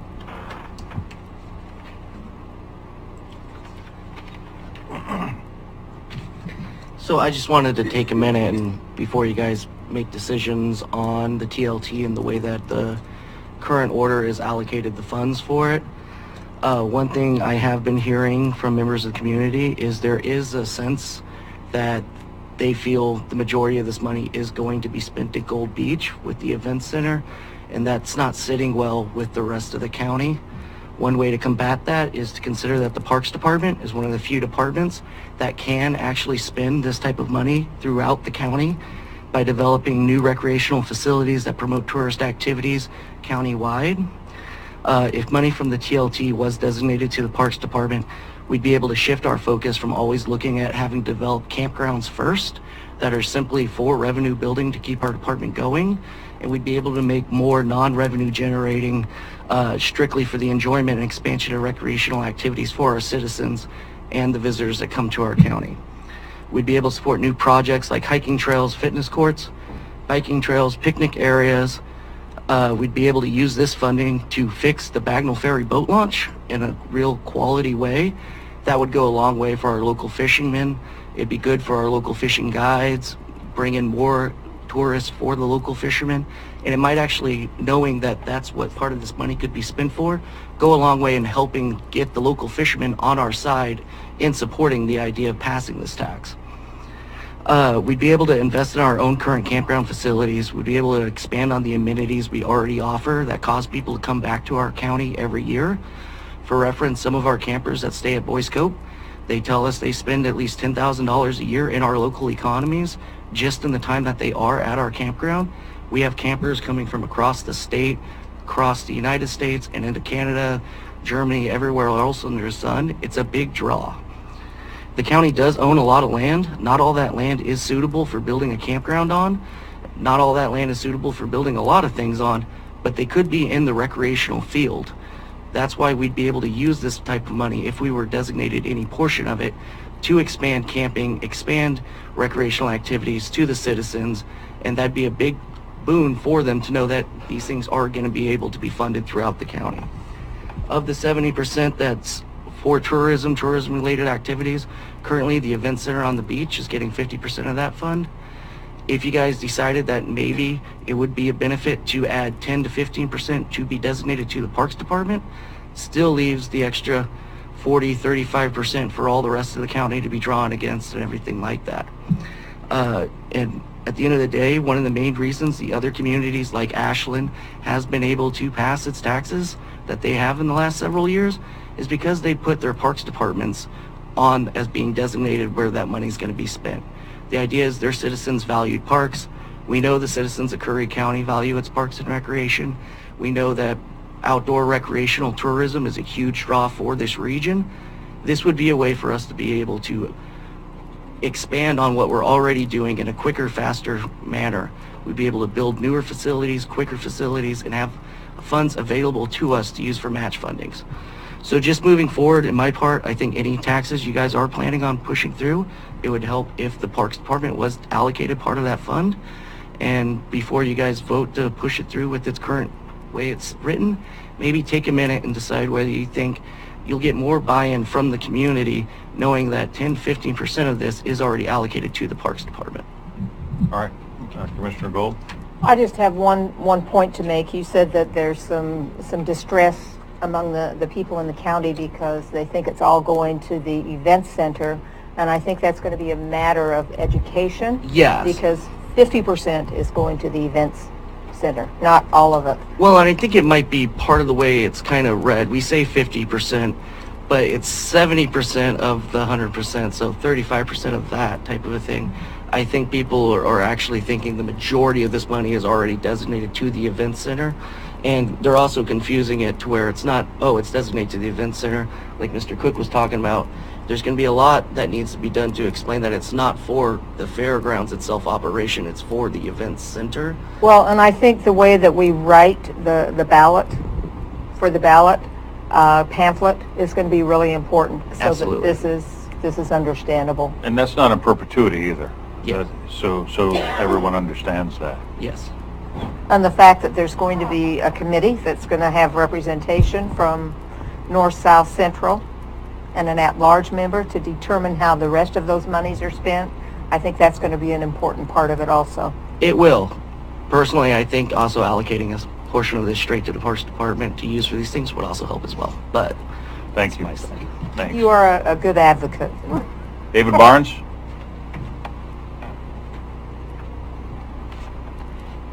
Good afternoon, David Barnes. I looked through this whole plan. I'm an auditor by trade. The logo of my profession is trust but verify. You know, I see when you're talking about having campgrounds out here that charge $3, $4 a night, and you're going to charge a 7% tax. You know, what did we talk about? 5 cents, 10 cents, 14 cents for a camping trip. The amount of work that is going to go into separating that out, I see for people being difficult. By all means, I'm in favor of this. We have to raise money. We shouldn't be doing it on the back of our own taxpayers. You know, we should be. There's other money out there. You know, I wish Jerry Lynn would come forward and tell us where the boatloads of money that she was talking about during the campaign are located, so that we can go out and get some of them. But, you know, I'm in favor of this. I like Mr. King was suggesting, I think, and others have said, I don't think tying this to another tax is a good idea. This one I think has a good chance of getting through. If you start tying other taxes on top of it, you muddy the waters and nothing happens and everything gets shot down. So, you know, my suggestion would be to leave this as just a standalone for the time being. And, you know, if you want to, I think the marijuana tax, that's what drives people into the black market. You know, I was listening to Commissioner DeYoung talk about it this morning, and my God, it was like listening to the Old West, where the big people get together and they buy the law and they buy the commissioners and they have the rules put in to drive the smaller people out of business. And that's really what it sounds like to me. So, you know, they say they got a big problem with black market. Do this and you're just, you know, the fees he was talking about this morning, you're just going to drive more people over the edge. When I moved here 4 years ago, good quality marijuana was between $1,500 and $1,800 a pound. You know, and it costs $100 to have a pound of weed tested so that you could sell it at a dispensary. Today, a pound of really good pot is $600, and you're paying $300 to have it tested before you can sell it. You have your electric, you have water, you have fertilizers, you have your time. It's not worth it for small people anymore. So, you know, the more that we do to hurt the small people and drive them out, you know, watch the Philip Morrises of the world are on their way, and doing things like this only makes it easier for them to come in. So thank you. Thank you. Council Huddle. Thank you, Mr. Chair. So if we are moving on to the second reading of the imposition of the TLT, this would be, item 7. Thank you. 7 on your agenda.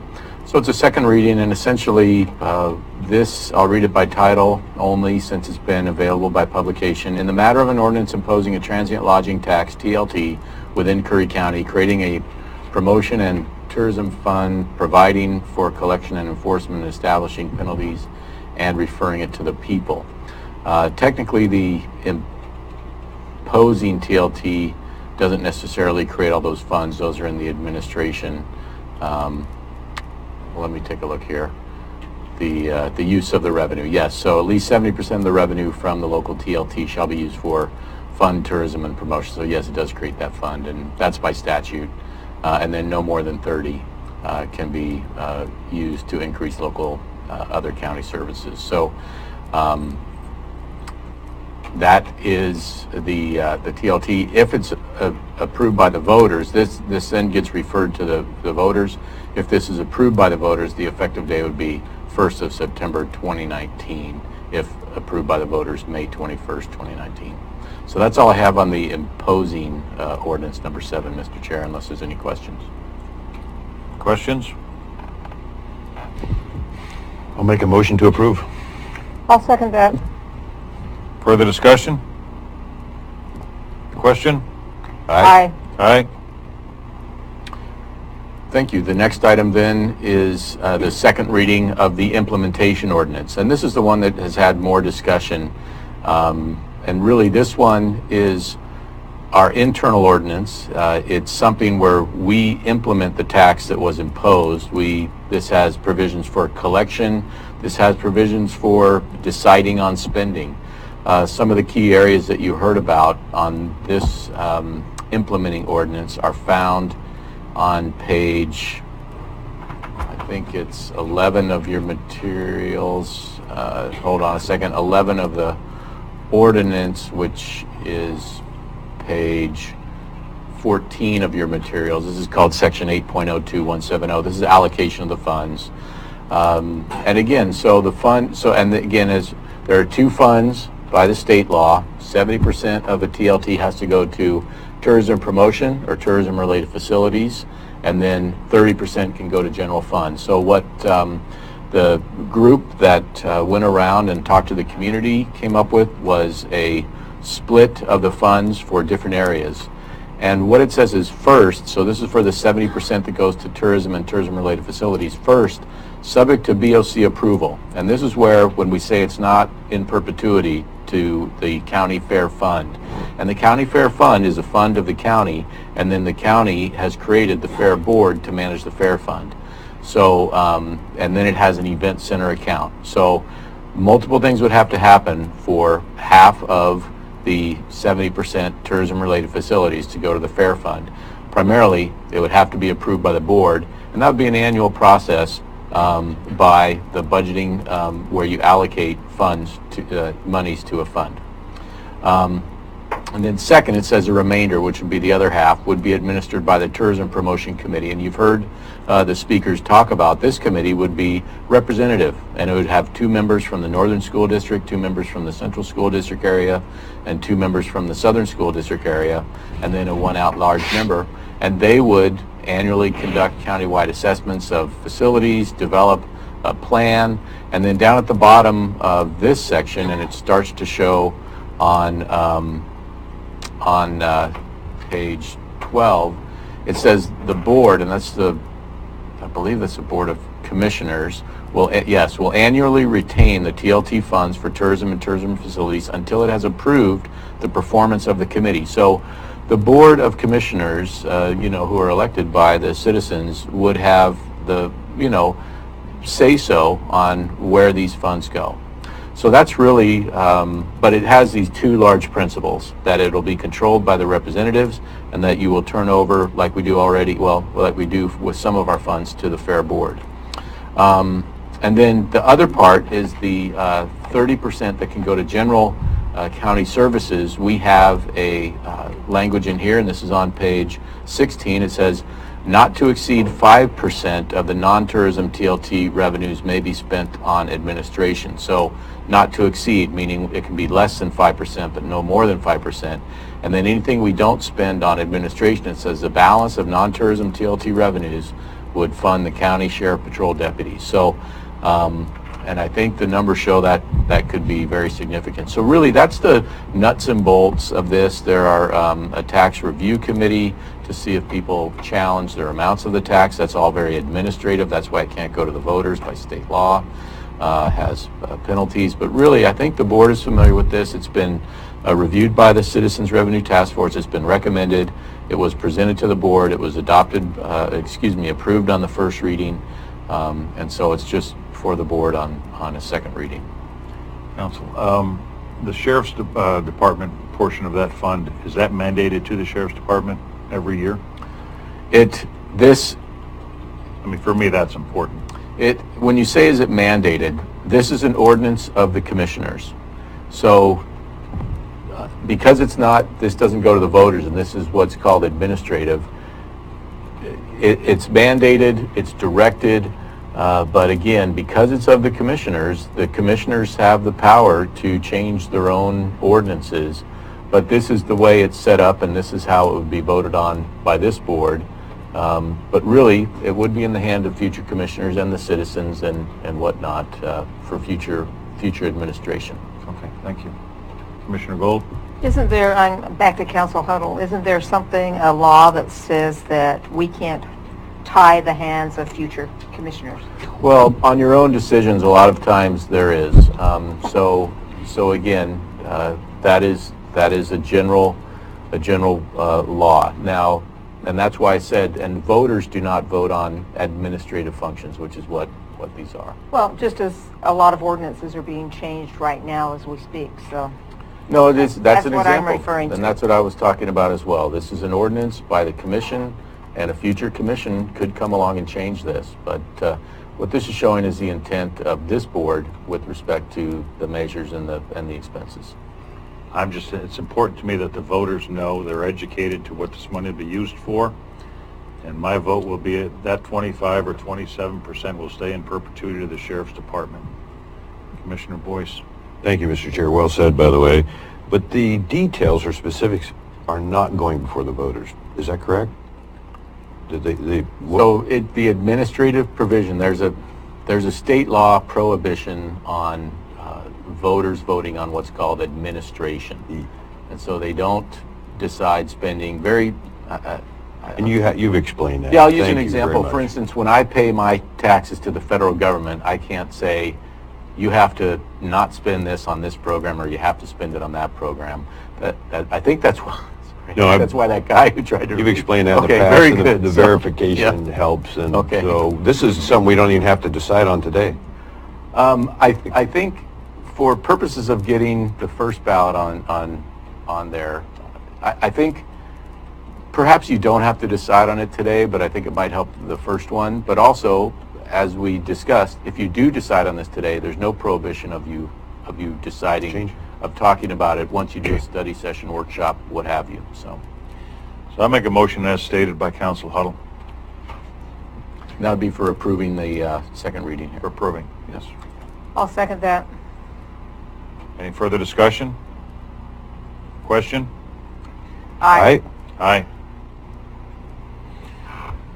Okay, we are at Commissioner updates and comments. I've pretty much said my piece. I just want to reiterate to everyone, there's a lot going on now in the county with, searching for money and ways to fund this county. I believe we've made large steps in getting a great team together to start to pull the county back together, looking for resources to build this county's infrastructure and to look to move the county forward in paying our bills.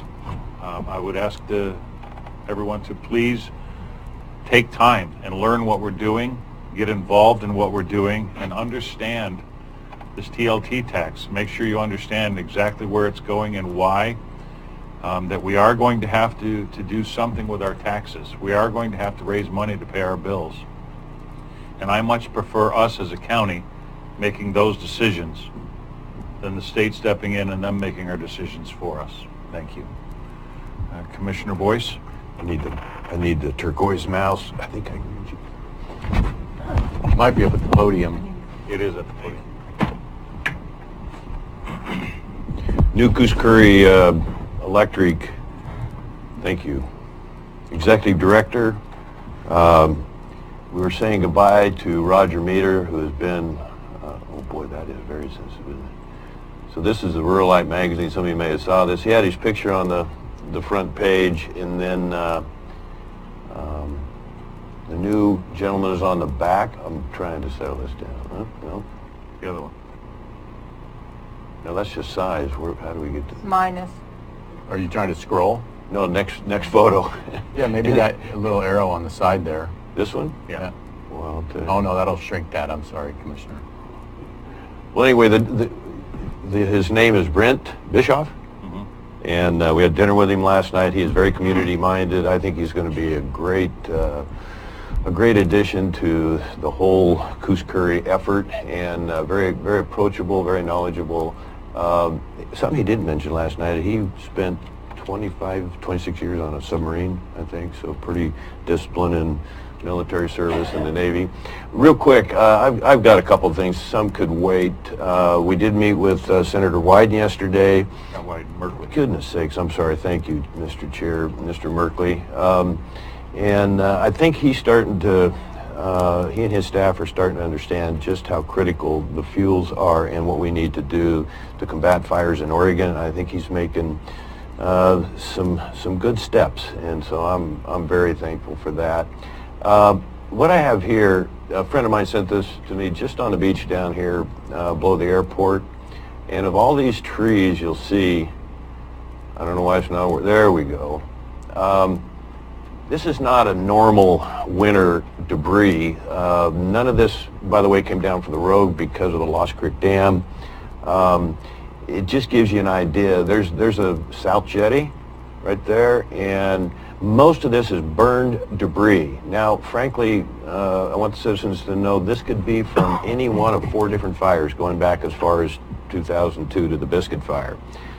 The 3 or 4 inches of rain we had in a day and a half period. Now, how do I get to the next photo here? Right there. There's a piece burnt. Charcoal. Again, that could be from 4 different fires. A lot of the wildlife that was destroyed come down. This will sound terrible, but we're going to have, 2 years from now, we're going to have a great crab season because it's just absolutely disheartening the amount of wildlife we lost in, especially the Klondike, but both. And of course, both those fires drain into the Illinois River, which goes into the road, which dumps right in our city limits here for Gold Beach. Sorry about the mouse, guys. And again, this is a quarter mile from here.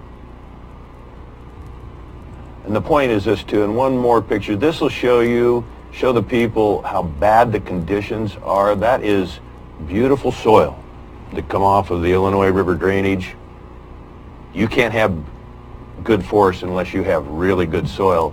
And just a little side note, many know this, but for those that perhaps don't, the normal fires we have, which are generally good, burn at 1200 degrees, 12 to 1400 degrees.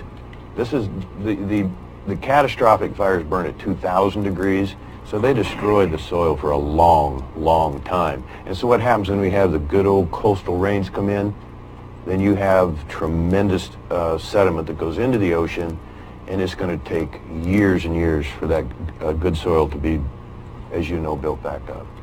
I think there's 8, but I think one of them here is, whoop, excuse me, go down. So that would probably be from either the Klondike or the Pacheco Bar.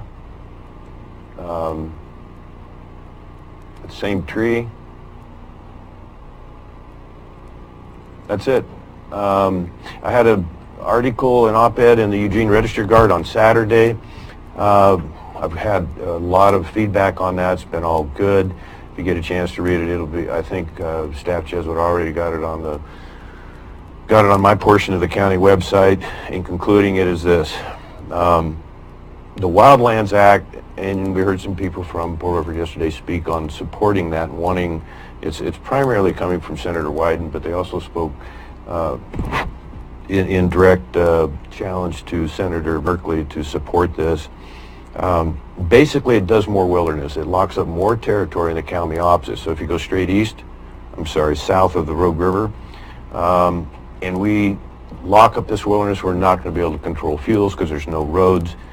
As one of our public testimony people mentioned today, bringing that local workers into those areas, but having a restriction on roads actually, and if you read my article, it challenges them to please don't make the same mistakes where we're not only going to be able to we're not going to have the capacity to put these fires out, let alone the access.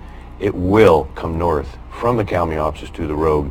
And you know my background there. I would just be heartbroken to see that happen. And so the Wildlands Act, Curry County definitely needs to, in my view, oppose that. So thank you, Mr. Chair and Board. All right. Commissioner Gold? Last meeting, we talked about the department head meetings, and it was determined that whoever attended those, one commissioner would come back with a summary of the meeting, so that's what I'm doing today. I attended the department meeting yesterday. Let me just give you a quick summary. Judy Smelzer introduced herself and told the group that she would be working on the following issues. 1, presentation to the BOC on transient lodging tax. 2, a 5-county tax on marijuana grows. 3, working with department heads and has asked them to do a quarterly report for the BOC and would like a 2-week report from the financial department. The 2-week report could be difficult because we only do monthly financials. Wendy Lang is having issues with the key fobs because they are not always working, and that can be a real problem because she is sometimes called in at odd times. She would also like to have a list of those who have master fobs so that they can be contacted in case of emergencies. Richard Christensen indicated that the road department is working on brush cutting along county roads as well as ditch maintenance. The road department also provided sandbags to the public during the storm last week for 25 cents a bag. They provided approximately 320 sandbags. The department now has 4,000 sandbags on hand for other emergencies. During the storm, there were a couple of rock slides that needed to be fixed. He is presently working on the county fleet of cars and suggested that department heads add input into the decisions that were being made about possible use for cars. Louise Kallstrom gave out a budget calendar to department heads. Department heads have been requested to attend the January 30th quarterly budget meeting, and many of them were concerned that they would have to be there all day, and this would not be the most efficient use of their time. They would also like to know what specifically is needed and what is wanted so that they could be prepared for the meeting. Could the use of email be more efficient, was their question. Julie Swift said that the employee handbook needs to be updated now that there is no longer an administrator position. She indicated that this would not take a lot of time. All county employees now have their W-2s, and on 3/19/19 and 3/20/19, CIS will be given a harassment training and also a supervisor training. Shelley Denny indicated that the recorder's office is getting ready for 2 elections and that they have the new software for county ballots. Sheriff Ward said we now have a partial fix for the towers and that we still do not have full communication ability in South County.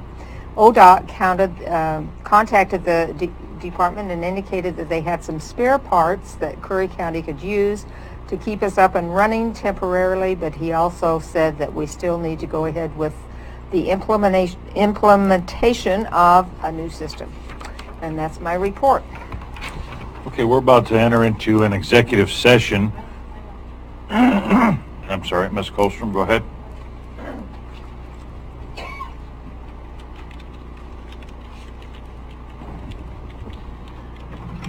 Louise Colstrom, County Accountant. So at the management meeting yesterday, there was actually quite a bit of discussion about the meeting on January 30th, and I did indicate to the department heads that I would discuss it with the board and get some clear direction on their attendance.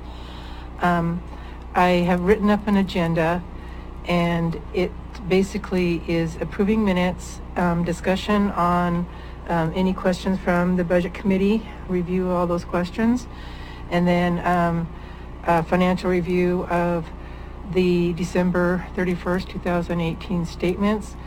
Then after that, an action item for the commissioner salary review, and then determination of the next meeting.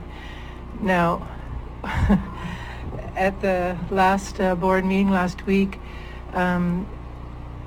Board Chair, you did indicate that you wanted all the department heads to attend this meeting at 9 o'clock, and nobody scheduled at any certain time. So their concern is exactly what are they going to be doing there, and do they all have to sit there and listen to each other instead of being scheduled in certain time slots? Well, that's what I thought we talked about, was they would all be there at 9 o'clock, and then we could possibly do a schedule from there quickly, give them a direction of what we're going to look for from each department, and then give them also an approximate time that they're going to be called back.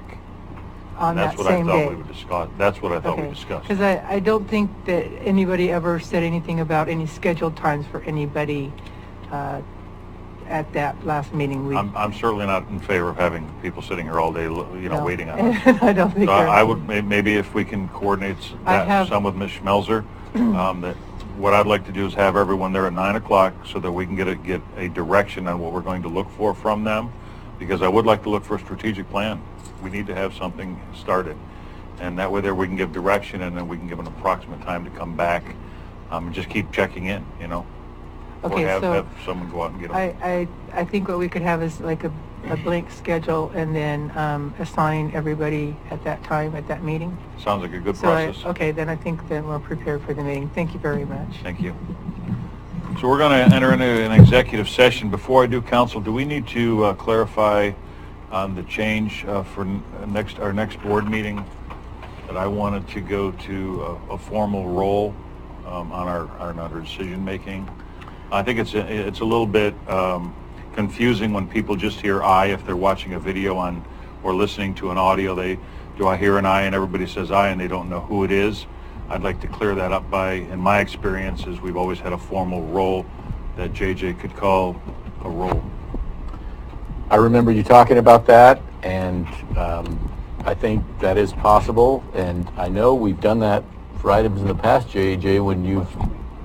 Yep, so yeah, that's a roll call vote is what that's usually called, and so I think you could help remind us when it comes time for the vote. You say question, and then maybe you could say, are we ready for a roll call vote, and then kind of tee us up pretty good. So So I think it's possible, and I think you could maybe help us. I just wanted to make sure we didn't need to make a No. motion or a direction or anything on it. I'm still new to Oh, this. we have a question from. As a practical matter, would you need a roll call when it's unanimous? I think he's looking for roll call on everyone. On so, everyone, yes. yeah. That way there, the public has a clear knowledge of who it was. Ms. Schmelzer. Chair Posh.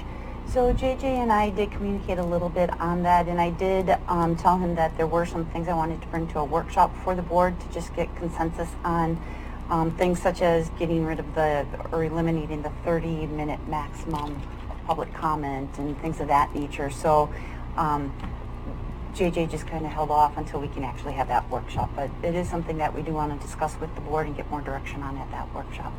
We are hoping that we could have a workshop on Tuesday. Okay. So we'll follow up with the board on that and see if that's possible. Okay. Thank you. So we're going to enter executive session this is on the union issues, negotiations, council? That's correct. I know we have to notice what the executive session. That is right. It's 192-660 sub 2 sub D. It's to confer with negotiating representatives for union negotiations, and unlike most executive sessions, members of the press are not allowed to be in this executive session. I think you and Julie and myself and we close that door Julie as well, please? Schmelzer, we changed the disc out. I'm not sure if we have the exec session disc or not. Can you maybe go grab that, JJ? Thank you. Incidentally speaking with counsel up there, he said executive session discs. With you and individually. Separately. Oh, separately, okay. All right, we're back in. It is 2:58 on Wednesday, January 23rd. Coming out of executive session, and this board will proceed as discussed in executive session. This meeting is adjourned. Okay, thank you. And I would appreciate if I could go first on that, Absolutely. because I've got some other obligations, meetings. Okay.